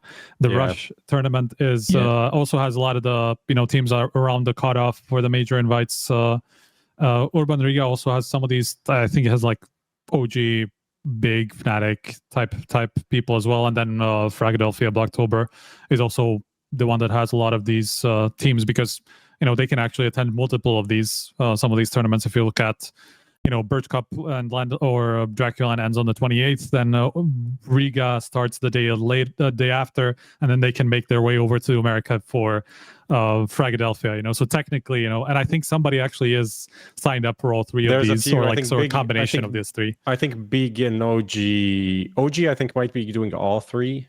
One of these teams I was looking at. It's also because like Urban Riga Open starts with the group stage with some of the teams that are invited can skip, so that's why the travel day they can like get from Bucharest to Riga and then set up to play the next day, right? There might be like an absolutely crazy story here from one team winning like everything and getting through. Obviously not super likely, but there is it's on the line. It's possible. How do we feel about this? Like this general concept of what's happening at the moment? I think I'll say in general, I think it's good, but I think it opens there's a lot of potential abuse and little shady dealings and possibilities happening. We're seeing that already, by the way. Which I'm not sure what we can do to counteract it. There's many problems, but like the reason I like it, and I think it's generally a success also from Valve's thing, I think I tweeted this a few weeks ago, is that look at how much, it's not an insane amount of money in terms of prize pool, but you just look at the Reddit thing, the tweet that was up, there's like 100K in prize pool over these events that are happening across like 2 weeks. Instead of having an RMR or maybe some kind of a major qualifier that would block this happening. Like all of these teams would not be able to attend anything because they would be hoping to get into that one event. Instead, teams are going to 3 different events in a week. So is that good for Counter-Strike? I do think that's good for Counter-Strike. Will it be sustainable? That's questionable, but also the amounts are low enough that we're kind of like pushing ourselves forward, right? The teams put in some money, the TO puts in some money, they find some small sponsors, it can kind of propagate itself forward. But there are so many issues. There are so many potential issues, such as who is saying that any of these prize pool is getting paid out. Especially for when you have tournaments that are just for a single nation, so people can just push forward teams from their own nation, never have to pay anything out. If they just make like, I make a deal with you, who are my mate, and we make a tournament for, Croatia, whatever. We invite any Croatian team can sign up. They sign up. We say it's $100,000 prize pool, never pay anything to anyone. But the VRS treats this as a pretty good tournament because there's 100K on the line. And Yes. and unfortunately, Valve will never and does not have the possibility to go in and become like a fucking bank to be in all of these transfers. So that's why it's a tricky thing where I think the open lands are a bit too Wild West compared to what everything else in the VRS is. I think there needs to be a bit more structure, longer signups, and stuff like this. But still, the problem is that you can, as a big team, sign up for 5 different events at the same time and then just pull out. And considering the only issue is money, if you're an NIP, for you $2,000 or $5,000 doesn't mean anything. Yeah. And it's just worth doing this. And it fucks over other teams and the TOs. Because as a small TO, you're like, oh yes, NIP is coming to my tournament, yes. And then one day before they have enough points, they pull out. Yeah. And they, of course, should do that because it's in their interest. It's incentivized, yeah. But the system needs to be structured differently so it doesn't incentivize this. And that's where I have a difficulty to really see how to make it work because it's so complex in terms of the issues that exist. But overall, I like it. Especially, I mean, these days we see more cheating accusations from like this tier 2, tier 3 scene than ever, it feels like. It's just coming every day from all kinds of different places against all kinds of different teams. And obviously this is all on LAN, so the more LANs we have, the more, let's say, legitimate results we know we can believe, right? So in a way, even if these, smaller LANs are probably have too much of a value, right? It's overvalued in terms of the VRS. Can you really say that when that's the only environment that we can actually truly believe in versus, a lot of these tier 2, tier 3 smaller online tournaments where, who knows who can make it there, right? So in a way, obviously it's good, but Prof points out well that it is a really unpredictable space at the moment in terms of, because it can be announced 2 weeks in advance. I know for a fact there was supposed to be this Serbian LAN that was going to have like bigger prize money than any of these other tournaments that we're seeing on, pop up as these open LANs. Didn't end up happening for various reasons don't want to get into. But, that would have just like thrown everything into disarray again, just because it would be more valuable than any of these other tournaments. So probably a lot of these teams would sign up for that and then drop out of a tournament that they've already previously said yes to. And then those TOs would be like preparing for a 20-team tournament when they can't get 8 of those teams all of a sudden because another tournament popped up a week later after their signups already happened, So all these, like, it's definitely an area of the rulebook that is not really well covered. And I know from my conversation with Valve that they are aware of this, that they know that, down the line they will have to address these open tournaments or even these smaller local LANs in some way. So hopefully that happens sooner rather than later, so that in the next cycle we're not, coming into the same situation where there's a lot of confusion, a lot of unpredictability in terms of who's even going to attend what and how important everything is, So we're going to have a bit more of an advanced timeline in terms of that information. Well, the thing is that because we broached so many different topics here, right, within this small amount of conversations, but it's all pointed to the tier 2, tier 3 type stuff, right? It's the teams who are on the cusp or the teams who are trying to break into the bubble to always get the invites. And then that kind of gets amplified as you go down the lane, right? Like from the Oceanic community, I know that they're quite upset because of the events that were coming together in Mongolia and China, and they're not able to attend. And it's already very tough to get points when you're from that part of the world or playing tournaments, which is, first of all, the player base is quite small, but then the fact that it's geographically challenged, that's a podcast as well. It's hard for these players to get the exposure. It's expensive to be able to do it. It's hard to even play online tournaments because of ping. So there's so many different things that exist within this space that are less ideal than what I think we would hope for. But we did know there was going to be a lot of teething issues within the first year of the VRS. I think I've mentioned it before, and I still think that if Valve are going to have go with this style in the smaller regions, Asia, Oceania, and maybe even North America, I don't know if South America needs it, and that's not because I'm trying to keep them out of the convo. I just think that they have a stronger scene down there compared to the other ones I listed, that it would be nice to have Valve try and step in for these events, like these regions, for the qualification, because I think it would also help stimulate the scenes right? Like in a positive way. What do you mean, like have an actual qualifier for the major for these?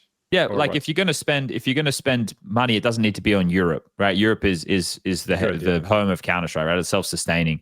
I think if you helped kind of inject into having a LAN that was for the qualification for Asia and bringing everybody there, it's a strong thing for the scene, right? Like you're not actually gauging who the best teams are from the we know the 4 best teams from Asia. It's the Mongols, it's Tyloo, it's Linvision, and then it's FlyQuest, right? Those are, right, I think FlyQuest, I've been talking to those guys a little bit. They're having to go to this Draculand because, look, to be fair, when you go to the events that they've been qualified for and you don't win any games, or you win games and it's online because it's like a blast thing, it's not going to count a lot of points for you. I was looking at some of their best wins are from maybe Melbourne or something like that earlier in the year. So it doesn't help when you don't win your games.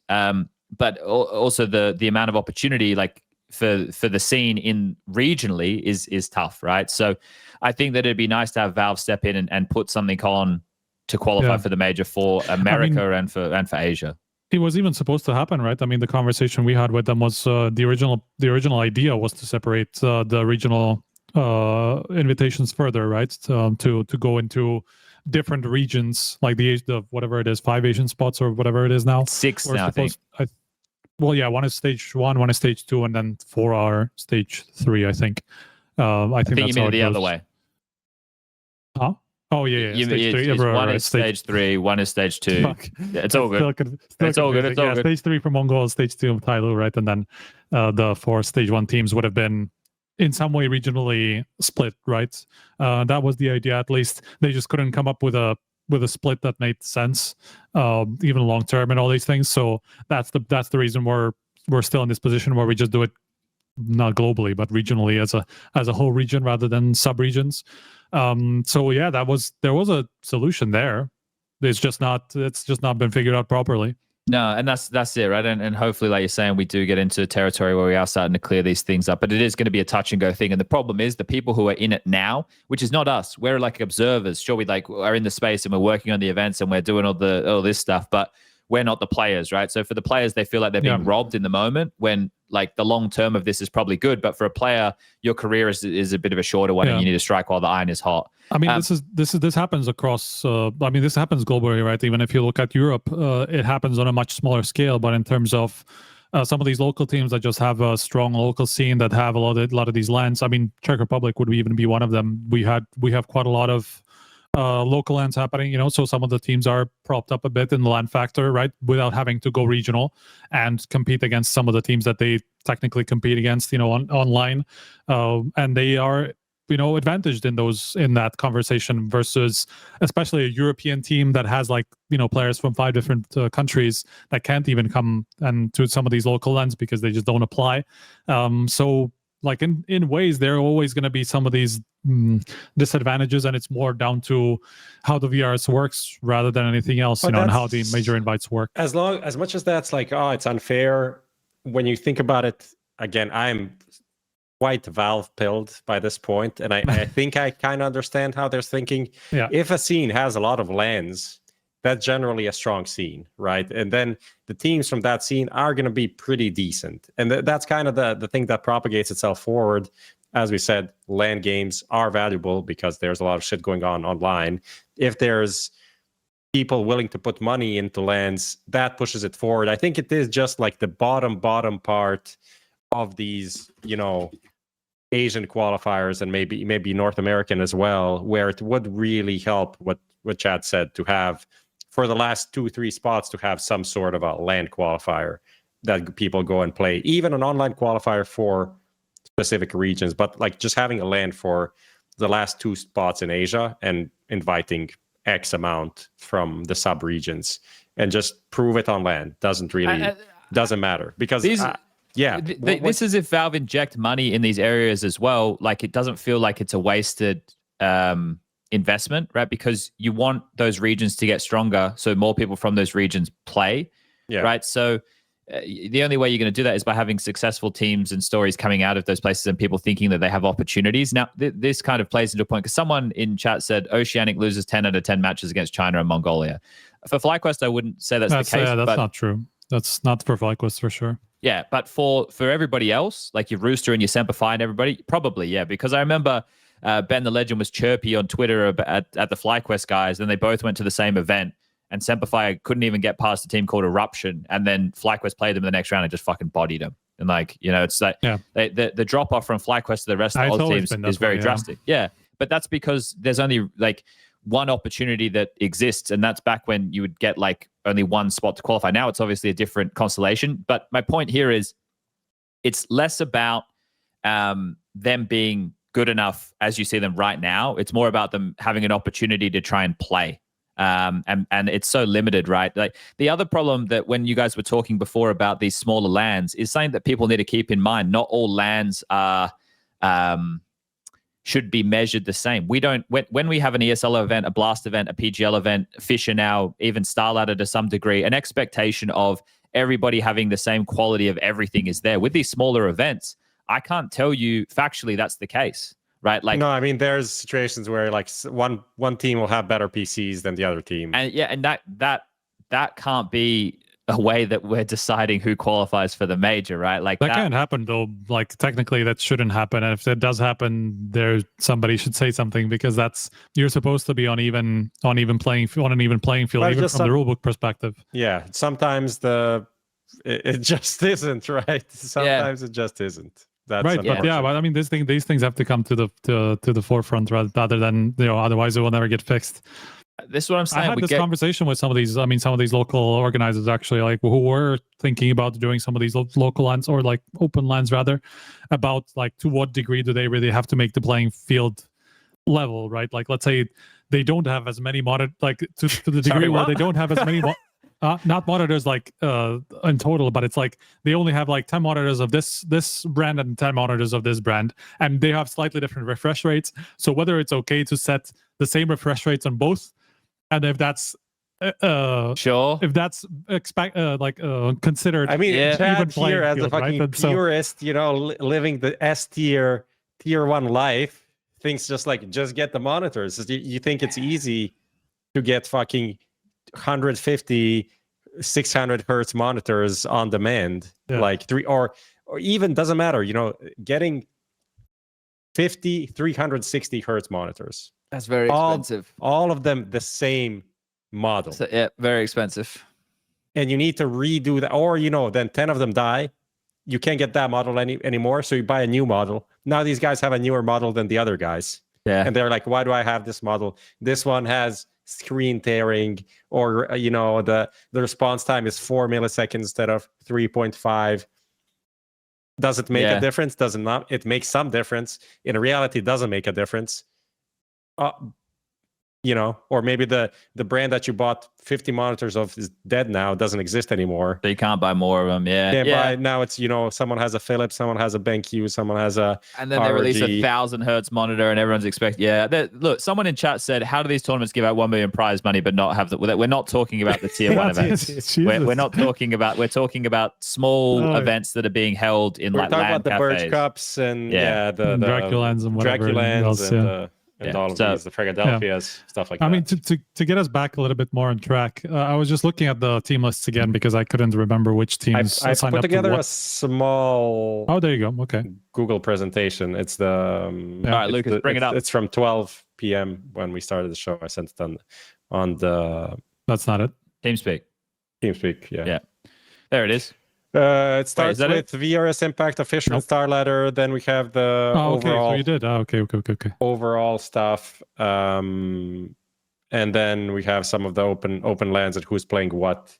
So this is, by the way, what you see on the screen right now. Sneak preview. Striker will love this. Of teams attending. Yeah, but this text that I screenshotted here is from the not yet launched HLTV newsletter. So if someone wants to be a part of the trial, they can email me or Striker, just our username at hltv.org, and we can throw you into that. But yeah, starting, these are the 6 big ones and some of the teams that attended. So Chad, you can take it away. I mean, the biggest, even if you look at the biggest ones, would be what we were talking about, that they will attend all three. So look at Draculan, OG, Urban Riga, and Philadelphia. OG and Passion UA are all in all three of these. That's crazy. And then Big, I think, are not listed in Philadelphia, but they're there as well. And they're also in Urban Riga, and they're also in Birch Cup.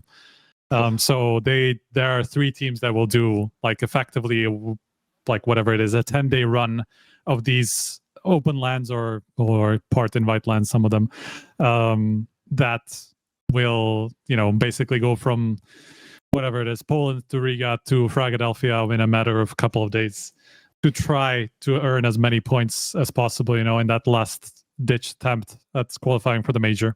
Well, and all these currently... two of these, OG and Big, are like somewhere around the 30th mark in the world. So whatever it is, 25, Big's 24th, 20. OG's 22. Yeah. Right, so yeah, like Genomates is 20, Fnatic is 19. Yeah, so all these teams are really on the cusp of qualifying, and they need maybe 100 to 200 points, and they're really hoping that they can get that much at these open lands to make it to the major from one of the last few spots. Well, it's been a bit of a nightmare for Big lately, right? Like OG's result as well was pretty poor. It was very poor at StarLadder. Who was it that we stopped talking about at some point? Was it OG actually? That's when we just realized that there's no point talking about this team anymore. Can we put Big in that conversation now? Yeah, no, Big were in there. Big were in there. A team who was in there. FURIA was on there. Yeah, FURIA got out of it. FURIA was on that list. FURIA recovered. Respect to FURIA. Bad list.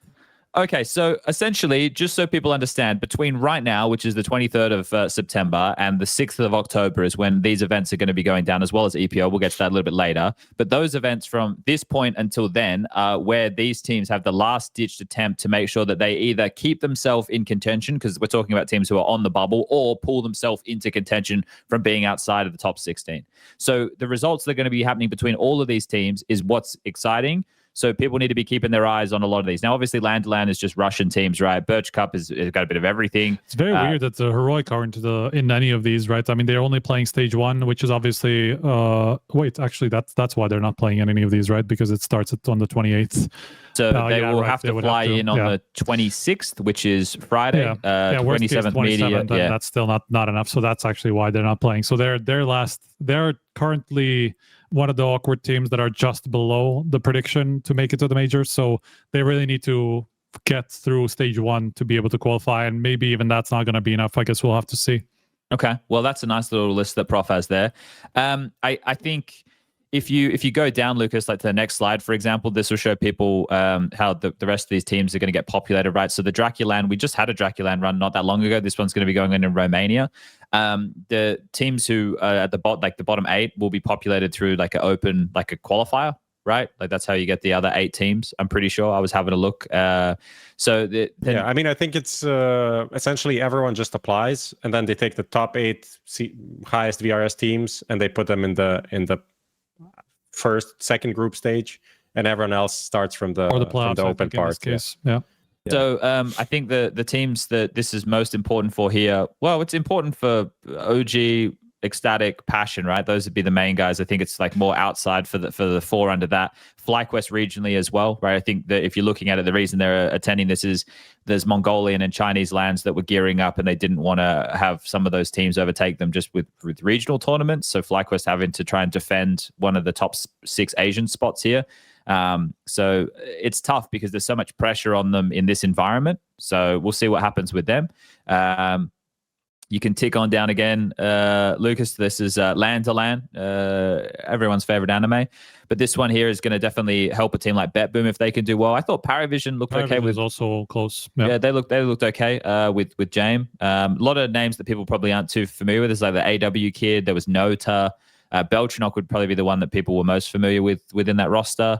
Can whack down to the next one here. This is the Birch Cup. So their teams haven't been announced yet. They are, but we don't feature them because we only feature from the tournament from a certain point, right? So we don't have them listed. But I can go through the list quickly.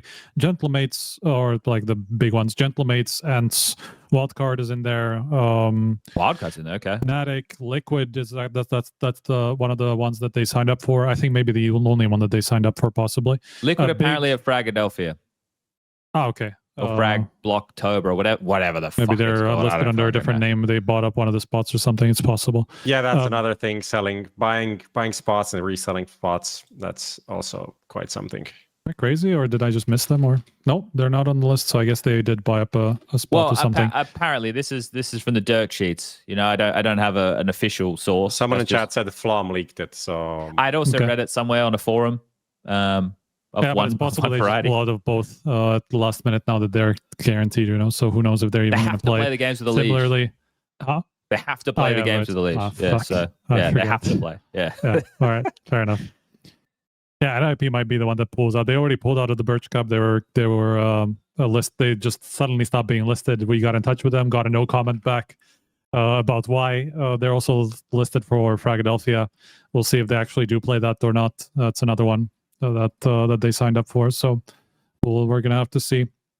Oh, here we go. Lucas has just linked a tweet from the 18th of August that says, Fragadelphia has been made aware of ticket reselling for Fragville. Our rules state that the ticket sales are non-refundable and non-transferable. The original ticket purchaser, Ohio Meat Wagon, what a name, have been issued an indefinite ban from all Fragadelphia events. This is a more complicated topic than we can get into at this point, but that is there was a bit of an incident, or a couple of incidents, where there were like some resales for the previous Fragadelphia, I'm pretty sure. And I don't know if there's been one that went through for the current one as well. Okay, well, lots of stuff to keep in mind here. Keep ticking down, Lucas. Take a look at the next one, which is, I don't know, FISSURE Rush 2025. This one's going to have big implications for the Americas qualification. So you've got Imperial, MIBR, 9Z. They're the big names. Imagine if Bestia make it after all the drama we had at the last major, boys. Like that would be something. Yeah, I mean, some it? of them. So on the cusp, like some of these Brazilian or South American teams, 9Z Bestia are under the cutoff at the moment, or they could probably still somewhere in the range of qualifying Sharks as well. That's the main ones, I guess. So the long and the short, because we can keep going through this, there's the Urban Rigaland, and then there's the Fragadelphia Blocktober. Essentially, all of this has a lot of importance over the next 2 weeks. So it might not be the streams that you guys are used to watching, but it's definitely streams that you guys should be tuning into if you care about who's going to qualify for the major. And also, you know where you can find these streams? On Kick. On Kick. On Kick. Fragadelphia, I think, in Draculan are exclusive on Kick, at least the official broadcast. I don't kill me if I'm not wrong. I'll Don't kill you if you're not wrong. That's a double negative. Just fucking kill me. Just take me out back right now. I'll also say we're still trying to pin this down, but we're probably going to do kind of like a big fucking coverage of the whole thing in some way, because we have, I mean, the Brazilians are going to go, like Dastucombi are going to go to this Brazilian line. We will have possibly even Messioso. We're still talking to him, going back to Draculan to do maybe similar coverage that we did last time. We will have Heku helping out with some Urban Riga stuff. We're hoping to get somebody for Birch Cup for Fragadelphia as well to get a little bit more coverage. Effectively, we're probably going to do something like we have Dimitri and Landalan. Right, we'll have Dimitri at Landalan to do effectively what we did for people who saw it with Messioso at Draculan, where we're just going to do one live post for each of these tournaments. Per tournaments, there will be some interviews, some videos from the tournament, some like updates on the VRS situation and how they're doing with their results. And we're hoping to do this. It's going to be a big undertaking, but we're hoping to kind of carry the most important information and the vibe from these tournaments across, so that people can get an idea of what it looks like for these, what I would call a spiritual successor to the RMRs almost. So yeah, that's something that's going to be up on HLTV, and it's going to be pretty front and center, so we can't really miss it. Okay, cool. Well, people can hopefully keep tabs on all that. Let's keep moving. Okay, let's jump in. There's been some CS updates recently. There was a couple of strings to do with subtick. One was like a movement-based thing, and the other one apparently had impact on the spray. So there was one of the changes which they reverted, which I think was accidental. Is it Eugene or something along those lines? He was doing some like data analysis of that.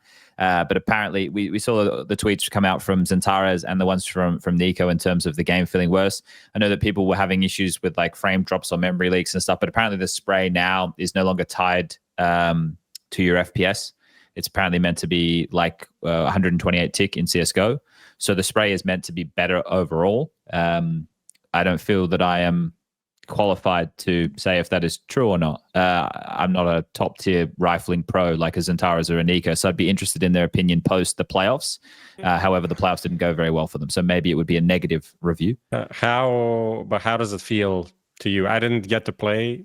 I'm also much worse, but still, people have been. What I've been reading are quite different opinions on the update.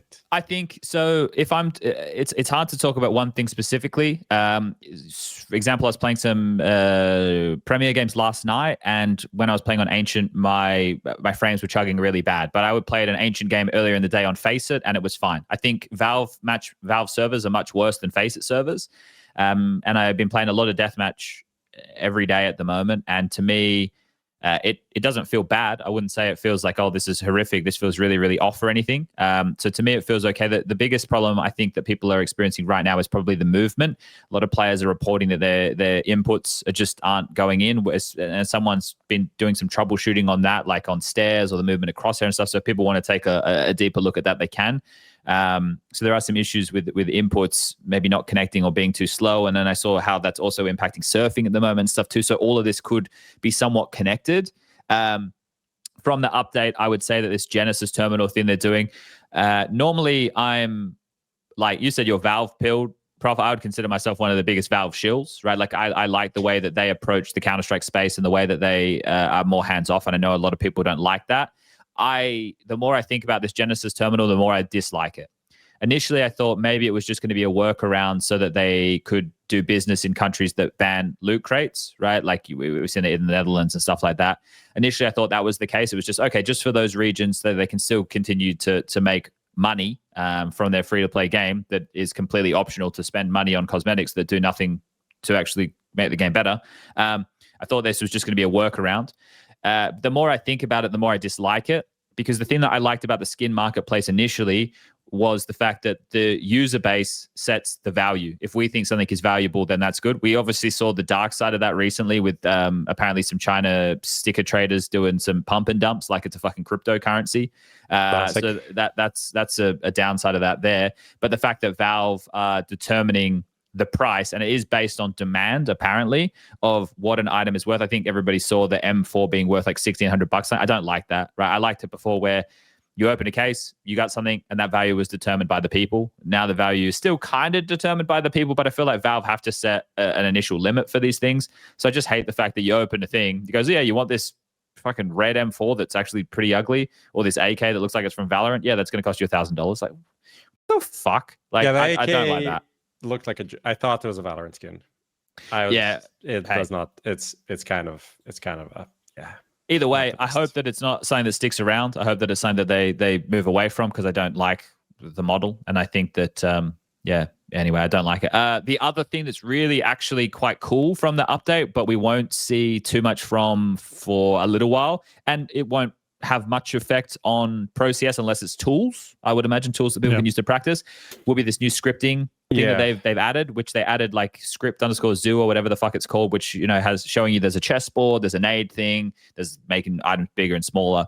And I think that if people can get back into coming up with some mods, that's essentially what Counter-Strike was built on. So I like the fact that there's this new way for people to do that. And we might see some more fun game modes now that the browser is kind of back in the game. You don't have to alt tab anymore. It's now just through the Steam overlay. So some good things. It's really cool, actually. I mean, I saw if somebody wants to go, a big Gabe follower was sharing some of these things. Somebody already came up with like a paintball mod or a paintball map that just like has like a little ballistic curve to the shooting and all these things.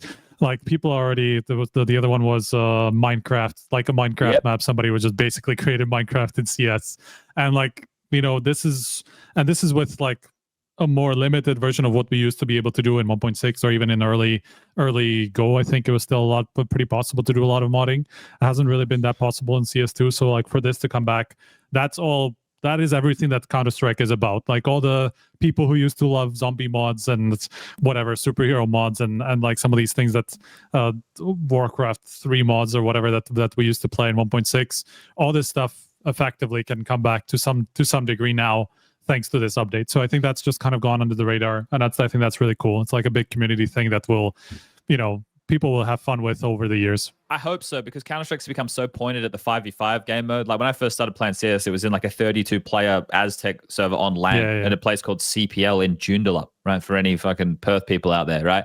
And now the game is so pointed at the 5v5 game mode, but there's so many different ways you can have fun in CS. Like the surf and movement community is probably the biggest one, but all those things that you referenced there. If anybody listening is a modder and would so kindly remake Warcraft 3 mod from 1.6, not the one in Source or the one in CSGO. I've seen that. It looks like too much is going on. It's very simple. That'd be great. If someone could make the Warcraft 3 mod from 1.6, I'll even, if you got a donation page, I'll send some. Like, I would love that. That would be so. I will host a server. I'll get like fucking rats back in there. I'll get all the big maps. We'll get it going, because that was so much fun, and you didn't need to be super serious with the 5v5. And someone said we want Danger Zone back. Well, with this, people are going to be able to make kind of whatever they want, which would be fun, because Danger Zone was clearly not a format that was loved by the broader populace of Counter-Strike players. If somebody creates a mod that is actually really enjoyed by the community, it wouldn't surprise me if Valve kind of went in the future of the same way they treat maps and skins. Imagine if someone creates such a cool mod and they go, okay, we want this to be official mod in the game. We'll pay you for this mod, right? Like they do with maps or skins. So I'd be interested to see what happens like there. They did with Counter-Strike 25 years ago. Yeah. So, but it also could they could just leave it as it is, right? And like leave the community to self-regulate as they like to do with a lot of other things, where they're just like, okay, if you enjoy things, community will make it and community will maintain it. We don't actually have to do anything about it. We just need to allow this to happen, and that's what they're effectively doing now. I don't think there's any need for it all to become official. Just as long as there's a way that you can actually find this out, that's cool. Yeah. Yeah, no, true. Okay. Something that we glossed over that I do want to get back to, because I know Prof had something that he wanted to say regarding this. I'm just going to change this here quickly. Click this bit, go crowd cheating ? Okay, so this was a big topic. It was obviously in the Falcons series, and even the commentators commented on it when it was happening. There was a lot of the classic crowd jeering when a player has their crosshair over where a player is, and they're shaking it and they're trying to draw a reaction. And the crowd was more than happy to play along for Falcons because, it was essentially the quote unquote home team because of Nico, and it drew a lot of attention on the socials, the Reddits, everything. I think it may have been, we had a brief conversation about this in the chat proper. It may have been a little bit more jarring for viewers because it appeared that FISSURE didn't have a broadcast feed and an in-arena feed. So when X-Ray went off for everybody. Whereas at other events, when it happens, it might just go off in arena, but the people at home maintain the same broadcasting experience. So I think that might have been a bit more jarring to some of the audience. And then you also have the people who have the hate bonus for Falcons. So that also amplifies the conversation. Kickson. I do think it was also more egregious, and I do base this off of clips. I didn't actually see like the whole matches or things to see just how much. But it was so many times where they did that. Like, okay, you would see that occasionally, right? And like in certain situations, but like within one round, if you do it multiple times in the same position and like just making sure they're still there and all these things, you're you are cheating. And if you're laughing about it too, that's a very bad look. Like it is obviously even worse with that, right? And so like it is something that definitely needs, like, now something does need to be done. Needs to be done about that, because any position where a team is a big favorite, they can get a huge advantage off of this. And it's obviously different from when something just happens and a crowd reacts versus when you're fishing for the reaction, right? And like in the past, we just kind of glossed over it because it was very limited. It didn't really happen that extensively, But like there was some Astralis stuff in Denmark, for example, right? Yeah. But it was also more. That was also more just from the crowd, right? I mean, it was not necessarily fished out by the players. It was more the crowd would always say a player is aiming at a smoke, and then they would just start cheering for them to start shooting, right? So that came more from the crowd, and that's something you also have to police in some way and tell them like that's not okay. If you could do that, you're gonna get kicked out. That's fairly easy, right? But then you also have to tell players, I know this is gonna be this is where it gets difficult, because where do you draw? How do you draw the line? How do you draw the line? How do you police this? It's very difficult to know whether something's been done on purpose or not. No one wants to be the judge of this, and that's why no one has done anything about this forever. And people have pulled it off and done it like a few times in a big match, in a big moment. And sometimes they get a reaction, sometimes they wouldn't. And that's kind of where it is. I mean, it's just like, maybe the way is just like you literally turn off everything. You turn off the minimap, you turn off the X-ray for an arena, and you're just gonna have to watch that way unless you ass. It is an ass experience, but if you show people that this is what's gonna happen if you react to this, then they will learn, right? They will learn that they are not supposed to do this. This is not okay, right? And that's just how you have to approach it if you want to have a legitimate. And but that's not new. This is new to FISSURE, right? Like, I've been at tournaments before where they even have visual setup, right? They'll play like a visual thing, like where they like to tell you not to do certain things, or they've had players who they've recorded bits with who are going to come out on a content piece in the arena saying, "Hey, we want a fair game." Da da da da da. We have TOs who are more diligent with turning X-ray off, right? As soon as there's any inclination that this could have a biased crowd who's going to give information one way or another, X-rays off immediately. It took FISSURE a little bit too long to get to that, right? So also it sounded so bad on the stream, especially because it was like such a small crowd and not probably 99% either m0NESY or Nico fans, because like, you know, Serbia, a lot of Russians there as well. So it's just going to be super biased for this team. Also, I mean, Kisan is also from the region. So, it's a two-part thing. For me, it was just hilarious to see the reaction, because it's like this happens all the time. And then there was a thread that's like, oh, FISSURE removed X-ray. Has this ever happened at an esports tournament? I was like, people, you know, Bobby's first tournament. But that's why I think it's more jarring, Prof, off of what I'm saying. Like the difference in the feeds, for sure. So people aren't used to it. This is 99%. FISSURE didn't have the setup. They weren't ready for this. It happened in the moment. You can't really just fucking, you know, snap your fingers, create another feed. This is a very, very expensive and technical thing to have another whole feed for in arena and out. So unless you're prepared, it will take you probably a day to do for this, sure, right? for sure. So this, and I remember this did happen when FURIA was playing in Brazil. In Brazil, right? It also, first game, they took off the X-ray. It went out to the stream. People are like, what the fuck? And then they fixed it for next day.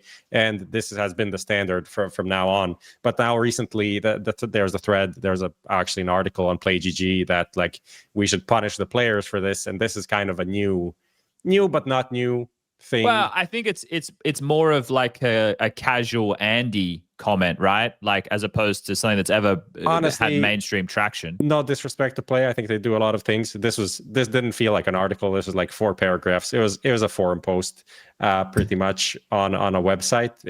There's no nuance to the problem, which the problem is like, how do you prove someone is doing it on purpose, and who's going to be deciding if the person is doing it on purpose or not? But I think if you do have some head admin person and you put a rule that is like intentional, you know, multiple time trying to gauge this to a certain degree that we can understand that it was on purpose, then we can do something about it. I think that's the best you can do. But even at that point, people will be able to use it 4 or 5 times and get away with it in key rounds. Just but like it's not even that, Prof. It's like, for example, in an arena, it's very rare that you're going to sit a defuse because you know that the crowd will react. Yeah. Right. Like if you're in a 1v1 and you drop a smoke on the bomb, or the player's not playing an active position holding the bomb, and you start sitting it, you know the crowd's going to give it away. And that's what Striker's saying in terms of a natural reaction, right? Like everyone's just getting excited by the prospect that this is going to happen. It's not intentional, but when there is a home crowd bias, which is in this situation, or the Brazilian one, or there's been a whole slew of them over the years, the problem there becomes, one, the crowd are willing participants, and the other is the player actively trying to garner such information. Because in certain scenarios, reactions will happen. The one I've just used of the clutch with the bomb, that's one that is going to be a natural. You can never pull off a flank play, right? Where you, like Nico up heaven with the deagle or something like that, right? And the reason that he pulls the trigger quicker and doesn't line up the shot is because he's worried about the crowd giving things away. When a player like gets a crazy lurk and they're behind 2, they don't hold the shot for as long as they would normally because they know that the crowd might give it away.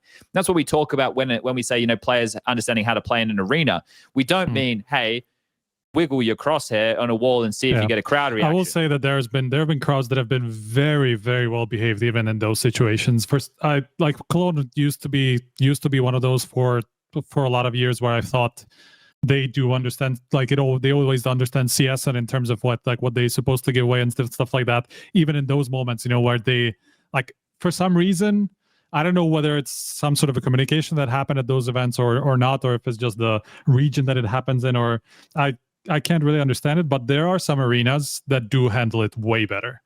And I'm not sure why, but it is all about communication, right? Like you have to educate the audience and then and really be consistent about it. Otherwise, every match, before every match, you have to remind them because, new people might come in.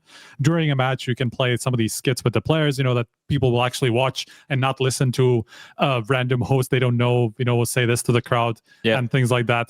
Just be better at communicating this to the audience. And everybody will have a better time, right? And if they keep doing it, then you have to consider. Then you punish them. You take away X-ray. You take away radar. Exactly. You punish the audience, their experience at the event because they're misbehaving, right? Not a great solution for a TO that wants people to buy tickets, but if you want to have a place of integrity, that's what is necessary. For sure. All right. Now, I just want to say before we move off of this topic, because we are going to that something that we, especially people. I don't just mean the three of us. I'm talking to anybody who has been around for a decent amount of time. We have to remind ourselves that there is always going to be an influx of newer viewers. There are always going to be casual Andes. There's always going to be people who are going to overreact about certain situations. So it does serve a purpose, rehashing the same conversation we've already had 10 times. And we will need to continue to rehash the same conversations that we've had before about all these different issues again and again and again and again, literally until the end of time. That's just the way it goes because new people will come in and they won't understand these things and we will need to talk about them. And it's better if we try and deliver that information to educate the populace. So we'll see how we go. Okay. Is this prospects report what we just looked at? No, prospects is I just wanted to mention it because we didn't. It's one of the new things that we started to do. Some people noticed it, some people didn't. Let me find the link. 1 second. You're all right. I see prospects report. I think, are we looking for gold? Are we prospectors? Why is the search on HLTV is so bad? Wow. I might want to fix that, It is so bad. It is so bad. I just wanted to mention it. It's a project, another Harry, but also Lucas, not the producer Lucas, but Spanish Lucas, which is essentially something that it came out a bit late. It's supposed to come out at the end of each season, which is a report on the 50 best young players, essentially. And this one obviously has Kyosuke Molodoi on top because this is for the first part of the year, the first six months. But the idea is to make these lists and kind of see which players appeared a few times. Have it as how we have top 20 lists. We have something that's like for the peak performance of players. You can see who went to the list at what time, youngest, oldest, and stuff like that. The idea is to do something similar with prospects and have a bigger kind of database of who are guys that could be good, when did they appear, how young they are, what are their qualities and stuff like that, and kind of track them throughout the coming seasons. Can I ask a question right now, just based off of looking at this list? And this isn't, I swear to God, this isn't a bit. Without reading this and understanding the criteria, why is Jota not on this list? Age, maybe? I think 23. No, I think it's.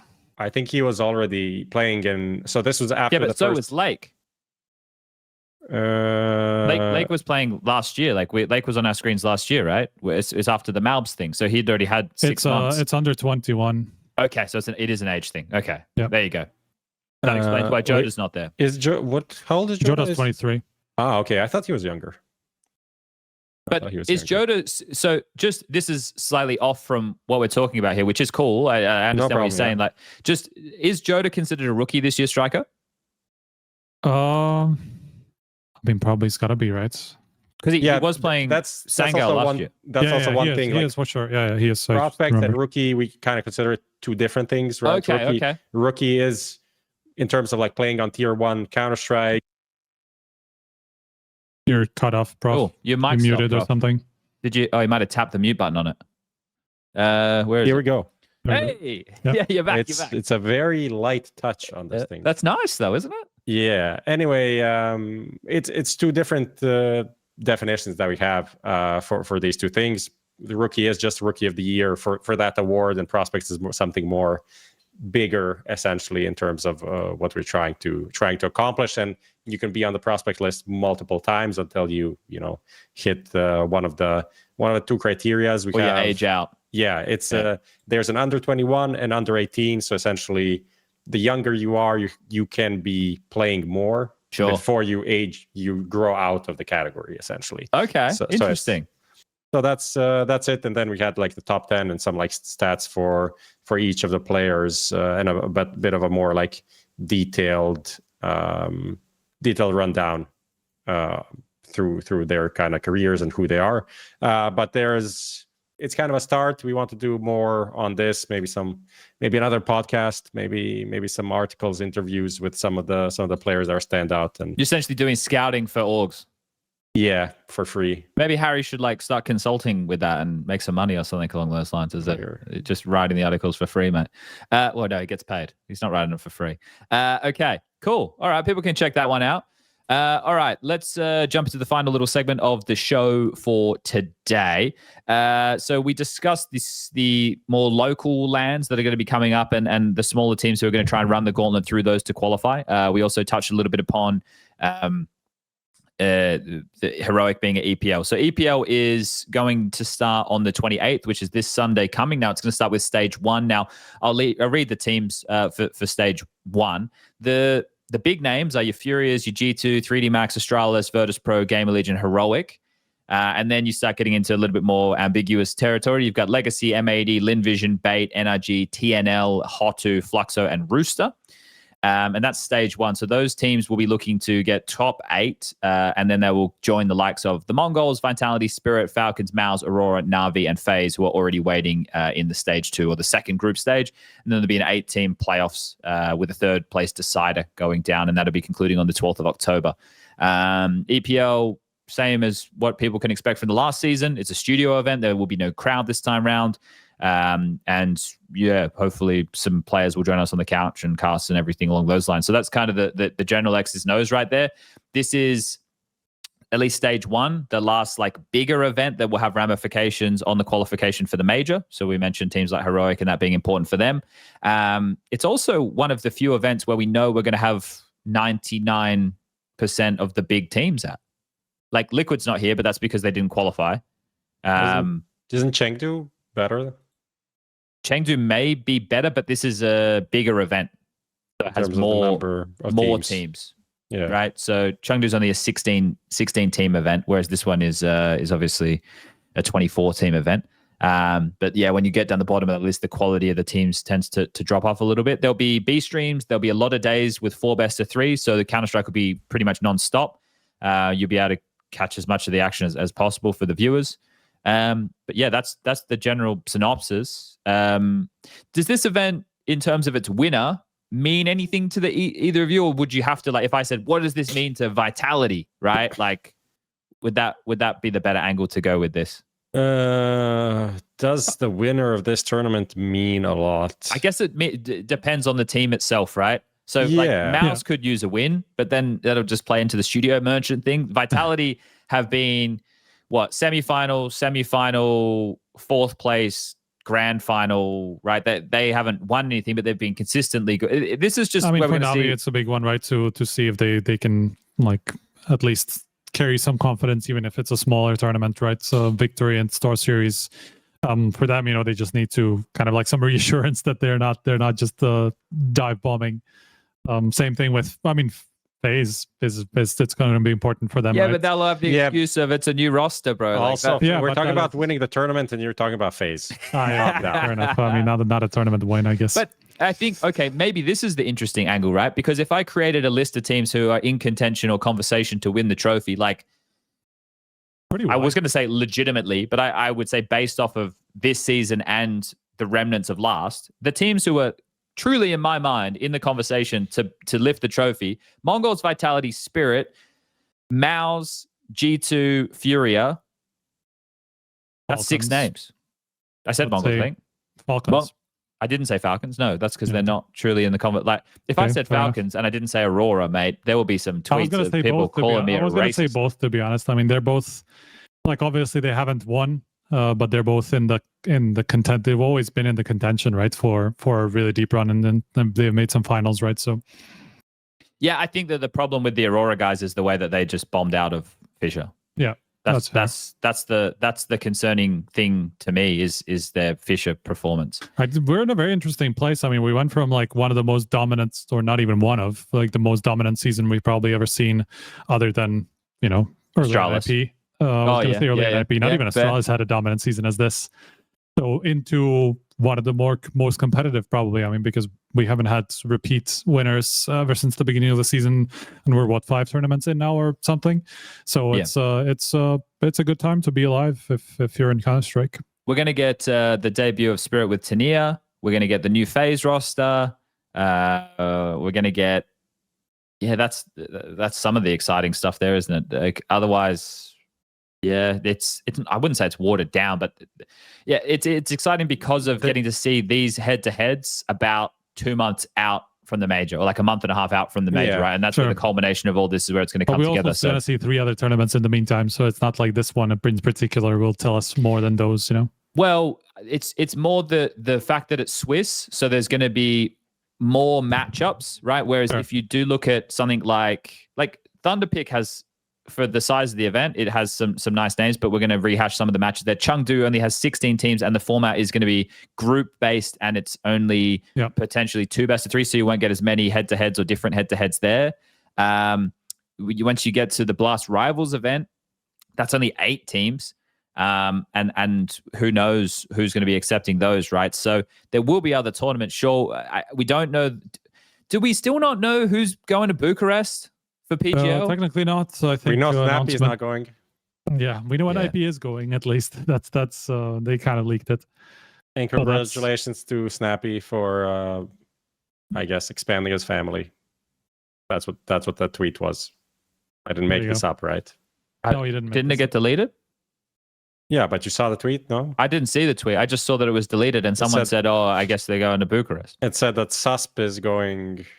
I didn't say the wrong. Yeah, Susp is going to Bucharest instead of Snappy because he got the new baby or something. Oh, that's cool. Okay, congratulations to Snappy. Nice. I didn't see that part. All right, cool. Yeah. Nice. I think for me, the EPL. What's interesting in EPL is when you get some of these like lower tier teams mixing with the higher tier teams, because there's a big bracket, especially when you get to like stage 2, right? The second group stage. Yeah. Like last time when we had Tyloo going through, and then they had a bunch of close games, didn't manage to win anything, but they showed that they can do something. And then you had them on the radar for the major. They did kind of decent there. Then they won FISSURE. So that's kind of what I find interesting from EPL, because it's it's a big, chunky format with some really good teams, and then some teams that are not on the radar. And the question is, will they be able to kind of seize some of these opportunities? A few years back, M80 had a good run and stuff like that. Yeah, right? M80 tend to agree with Pro League. They like the setup, I guess. Because other than that, it's kind of like a chunkier Bucharest, right? It's a studio event. There's a Swiss stage and single LM. It's like proper format, good conditions and everything. Just this has more and a few better teams, and that's kind of it. So it's a filler of the tournament, not of the calendar, not the most exciting one, but hopefully we get some good matchups that make it exciting. If I said that we managed to get FURIA, G2, 3D Max, Astralis, and Gamer-Legion from stage 1 into stage 2, who would be the other 3 teams that you'd want to see? So FURIA, G2, 3D Max, Astralis, Gamer-Legion, all are able to go, we'll get to see Gamer-Legion with Hypex. That's cool. Yeah, that's true. So if you got to fill in the blank of the other 3 teams, which 3 teams would you want to see? Because I'll be honest, I don't want to see VP. Okay, I want to say LinVision. Yeah, okay. I want to say M80. Yeah, I'm on board. I want to say, and I want to say Heroic. Okay. What was your different one there, Prof? I want to say M80. I don't really care about LinVision that much. Heroic, I would like to see, but if they don't make it, then I also don't want to see them. If that makes sense. Fair. because that means they're kind of bad. Legacy. I just want to has see them at the major, to be honest. So I would like to see them through. Yeah, I think maybe an NRG, maybe Bait, one of these two. Okay. I think one of those two. Yeah. Okay, cool. All right, well, let's get into what are the odds for this week, brought to you by Stake. Now, the way we've changed this one up is you, the audience, as well as Prof, Striker, and myself will all have a team, and we get to work together to work out the odds here. So a poll will get put up in Kick Chat in a moment's time, and you guys will be able to have a vote, and we're looking at what team will win EPL. Now, for the chat, we have given you guys Falcons. What percentage do you think Falcons have of winning ESL Pro League for its 22nd season? We'll let that accrue as we kick this off. Now, Prof, which team have you gone for here? I had Spirit. I selected Spirit. Not that I had like a clear idea in mind, but I'd like to like think through what I think about this team coming into. Tanier on debut. Tanier debut. Donk still fucking amazing. Did you see the tweet with the comparisons of the haircuts? Zontix clears for sure there. Yep. So there's a downgrade in that aspect, which is crucial in some ways. In other ways, not important at all. But I think they're in the top. They're in the top 16. They're making the playoffs for sure, and then not for sure. Actually, it's not a given that they even make a playoffs. I think the competition is pretty. Really? It's pretty good. It's a pretty good competition. They can lose to a bunch of teams here, but I would say they are definitely in the top 8. But other than that, it's who the fuck knows. So I'm giving like a 12, 14%. Okay. Well, 14%.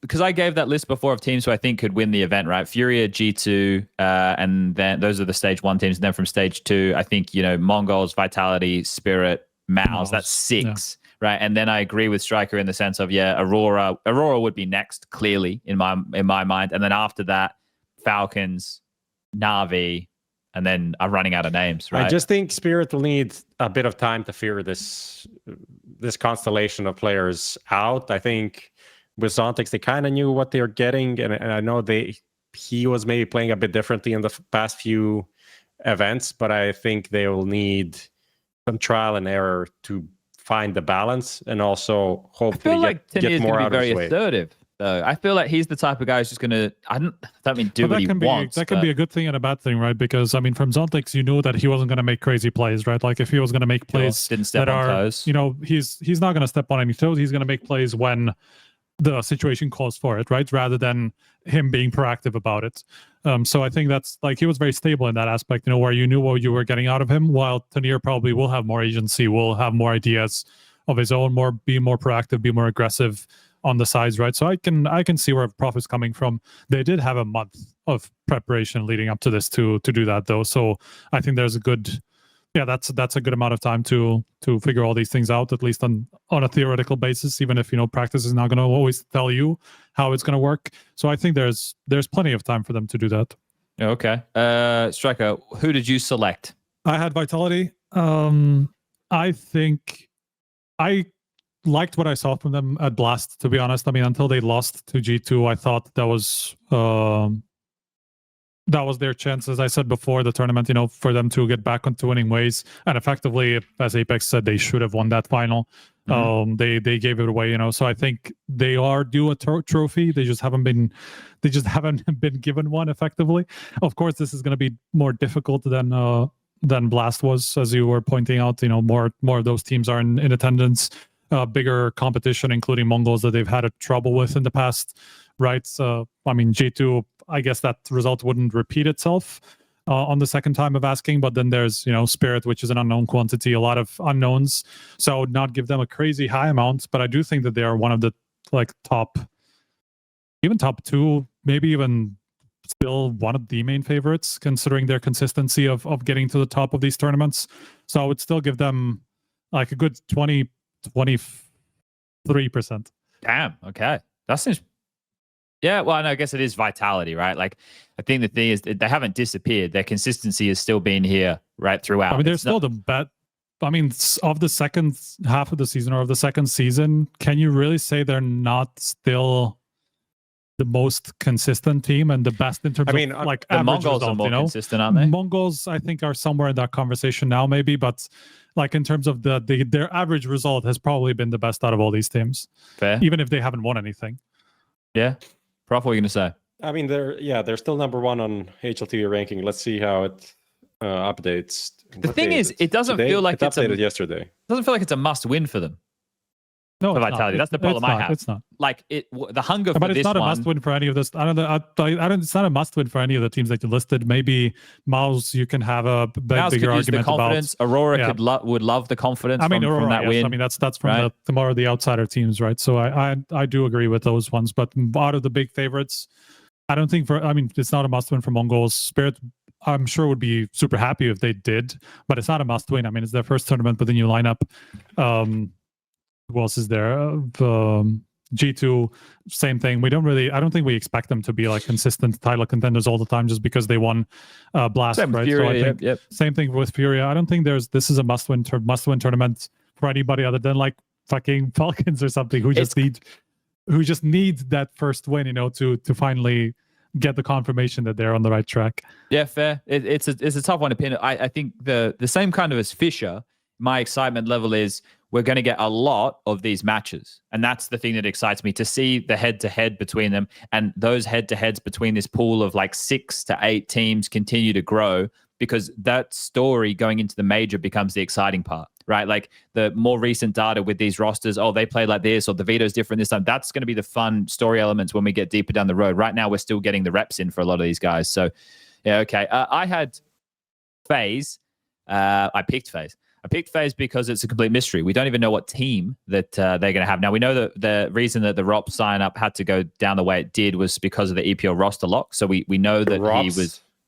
Did I say ROPS? Sorry, I meant Twistzz. The Twistzz. Imagine that. Imagine ROPS is back as well.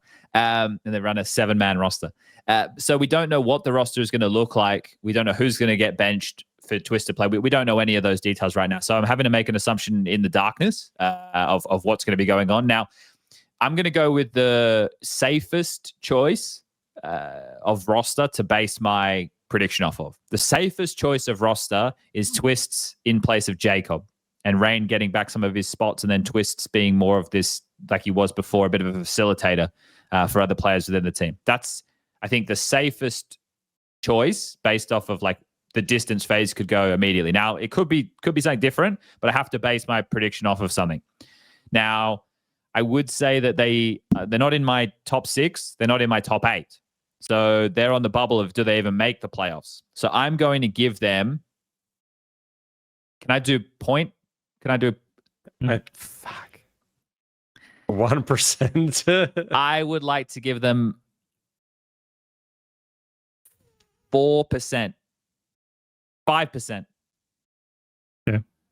5%. A 5% chance.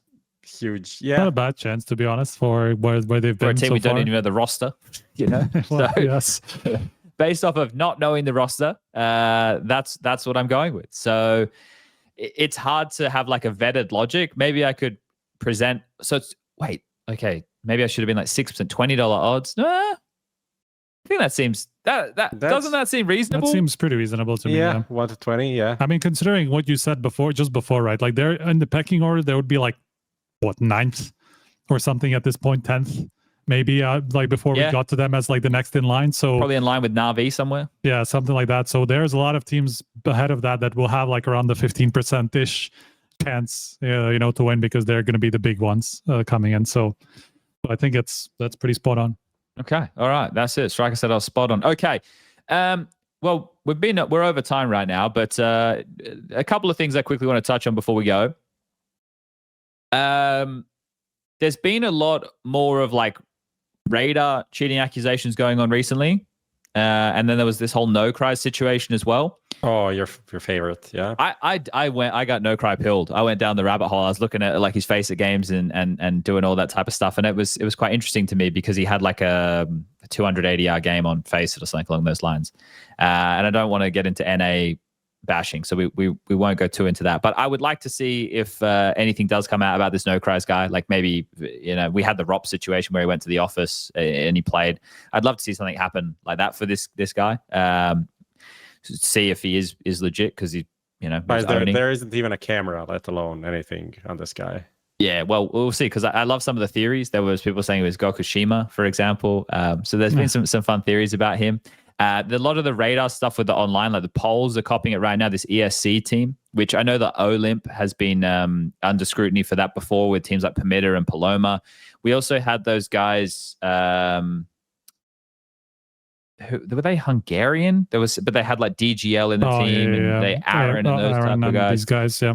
They copped it back in the day. Obviously, this stuff around Senza as well, where they did actually have one of their players who was giving the wrong feed. It was like a feed that his friend had recorded or something, so it wasn't even him on the webcam. So that guy got released from the team. But there's a lot of like focus on this Drow Ranger character, for example, and I think that it creates a really weird environment when there's like name calling going on Twitter. And I'm not saying that, you know, these players are not within their rights to be accusing these people. I just think it creates like a really strange circumstance, because what are we meant to do about it? This is why we value LAN so high, and this is why I get on the blower when we do these events and I tell you that EPL next year or Blast this year with their bounty and their opens, by doing online stuff, they're doing us a disservice. And I understand that it's good teams who are playing these events, so in terms of them being dodgy, it's not the same as when we're talking like a tier 3 or a CCT or something along those lines without those regulations.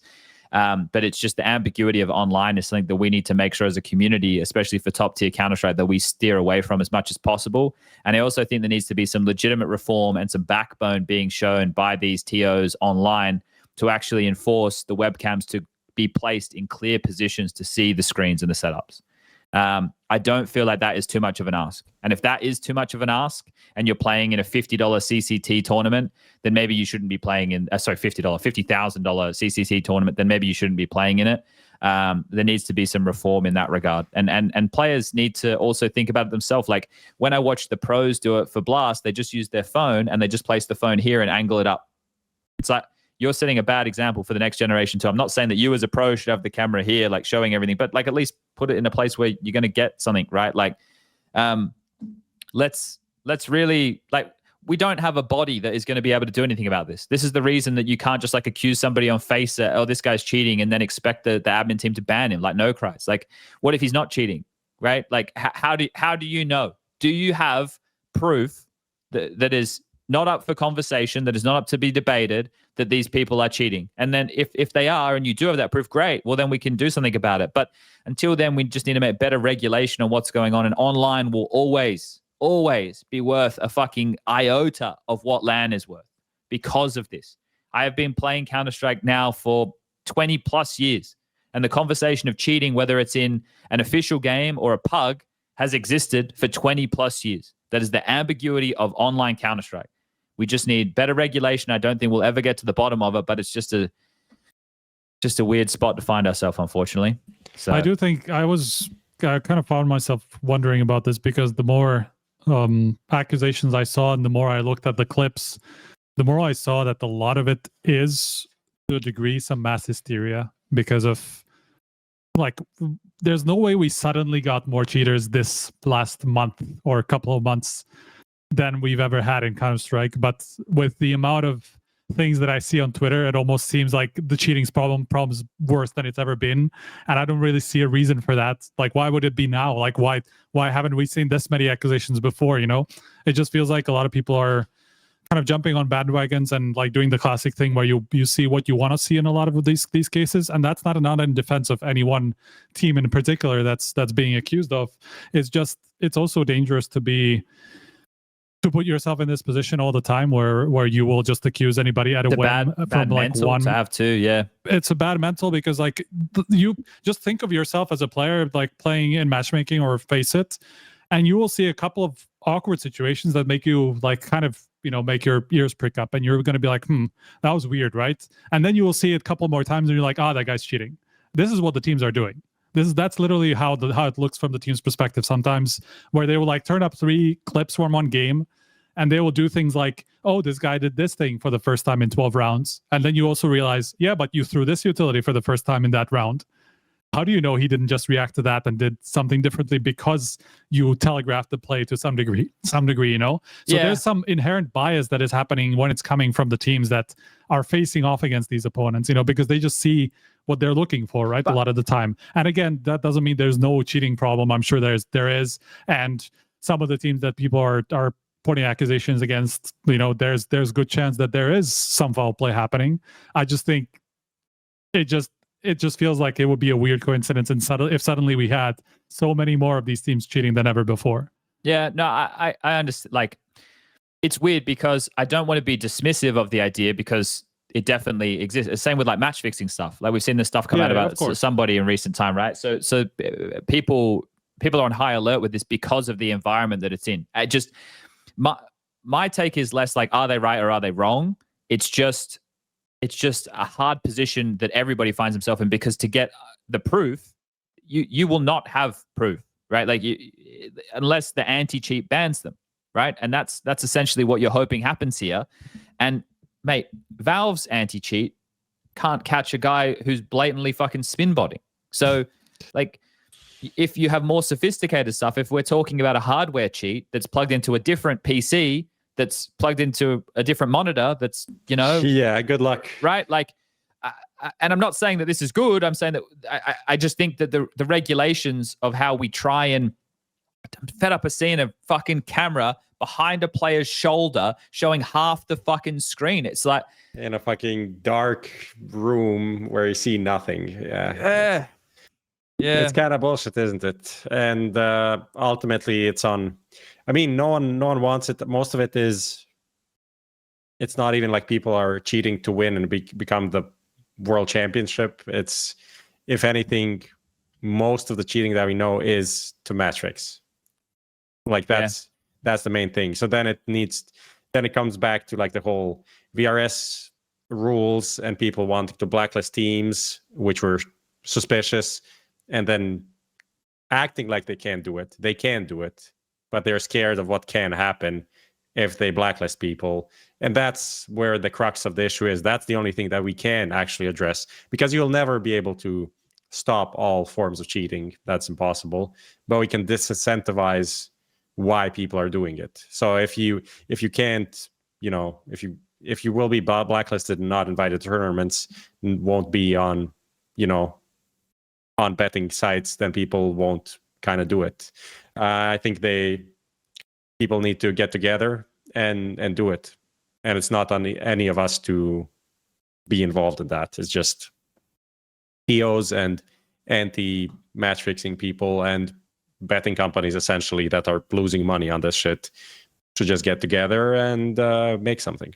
Yeah, with the little guy, the betting companies. You know, we're always say if anyone can fucking put money into something and be like, if you want to sue us, we have lawyers for this. That is a union of like 10 betting companies. This is quite interesting though, right? Because what you've kind of brought up here is something that I think would be a very difficult thing for the community to pass correctly. So the people who lose the most, if there's match fixing, is the sports betting company. They are the people who lose the most, right? Because they are the ones who, when they set their initial line, and then you, the people at home who choose to bet, move the line. And then when they match fix, right, for whatever they've decided they're going to, you know, do this, or the score will be this or whatever, then they're taking that money from the bookmaker, right? So if you're a sports betting company, you, like Prof saying, want to be anti-match fixing. So the idea that, like, if the gambling sponsor didn't exist, then there would be nothing to match fix for. That's a purist view, right? That's the purist view of like, we don't have this, but we do have this. And unless Valve come in and say there can be no gambling on any Counter-Strike, then there will always be markets that will exist, that will be put up. And if someone is willing to put up the money, that's up to them and their business, right? It's like it's in the best interest of a sports betting site for there not to be match fixing. Does that make sense? Yep. Yeah. Yeah. It's just, I think that's just a tough thing for people to be able to I also, by the way, I also don't think Valve could just come in and say, yeah, we true, because they can't regulate. They can't regulate that. This. Yeah. because it has nothing to do with what they have power over. They could ban the advertising of it. They can kind of. I mean, Riot has not. I mean, on some games, yes, I guess now, but for the longest time, there was no betting on League of Legends, from what I know. Or is it just not advertised? I don't know. I think it's advertising and like everything to do with their leagues and all that stuff. Like, but I don't think you can actually prohibit some company to say no. You can't facilitate. I mean, it's kind of like predictions of the result of the result of our tournament or whatever it is. It's just like it's not. I mean, I guess you cannot give them data, and you can make things sure to set the lines and stuff. Not as easy. You can't give them like live betting and stuff like that. But like there is betting on like Taylor Swift's engagement, so then you can bet on anything, right? Taylor Swift probably did not approve of this bet. I don't think she was approached. No, you can definitely bet on League of Legends games. Just had a look. Okay. All right. Well, let's wrap this up. We've gone a little bit of everywhere today. Started with StarLadder, went into FISSURE, talked about all this roster confusion going on with FaZe and Liquid, went into the last run of smaller lands that we have in the lead up to the cutoff date for the Major, being the 6th of October. Talked about EPL, our next big boy event, kicking off on this Sunday. A little bit of update stuff too. And that's about that. In terms of when we'll be back, I don't have a break day from EPL until Friday the 3rd, I think it was. I think I said. But so I don't know if we're going to be able to work something out there. We'll have a chat about it and get back to everybody at Planet Home.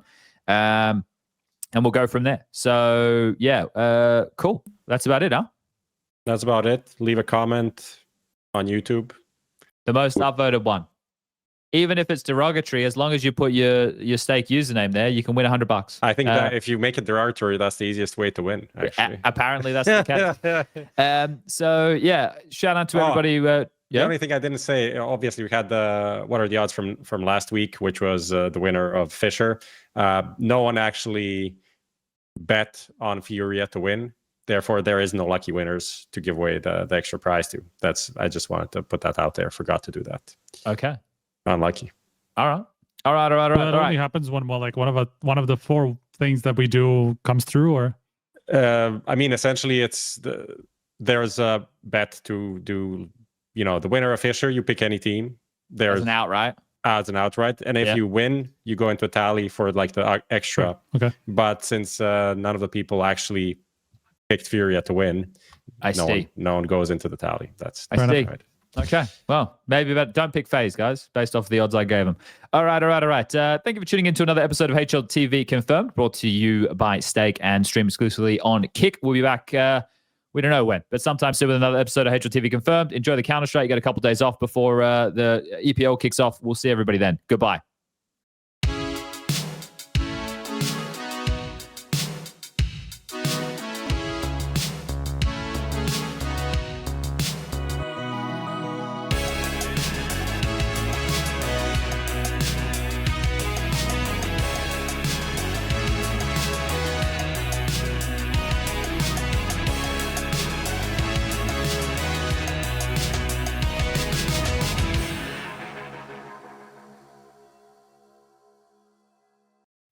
Hey, big news for you HLTV Confirmed enjoyers. We've got a new sponsor, Stake. And thanks to them, our What Are the Odds segment just got a whole lot better.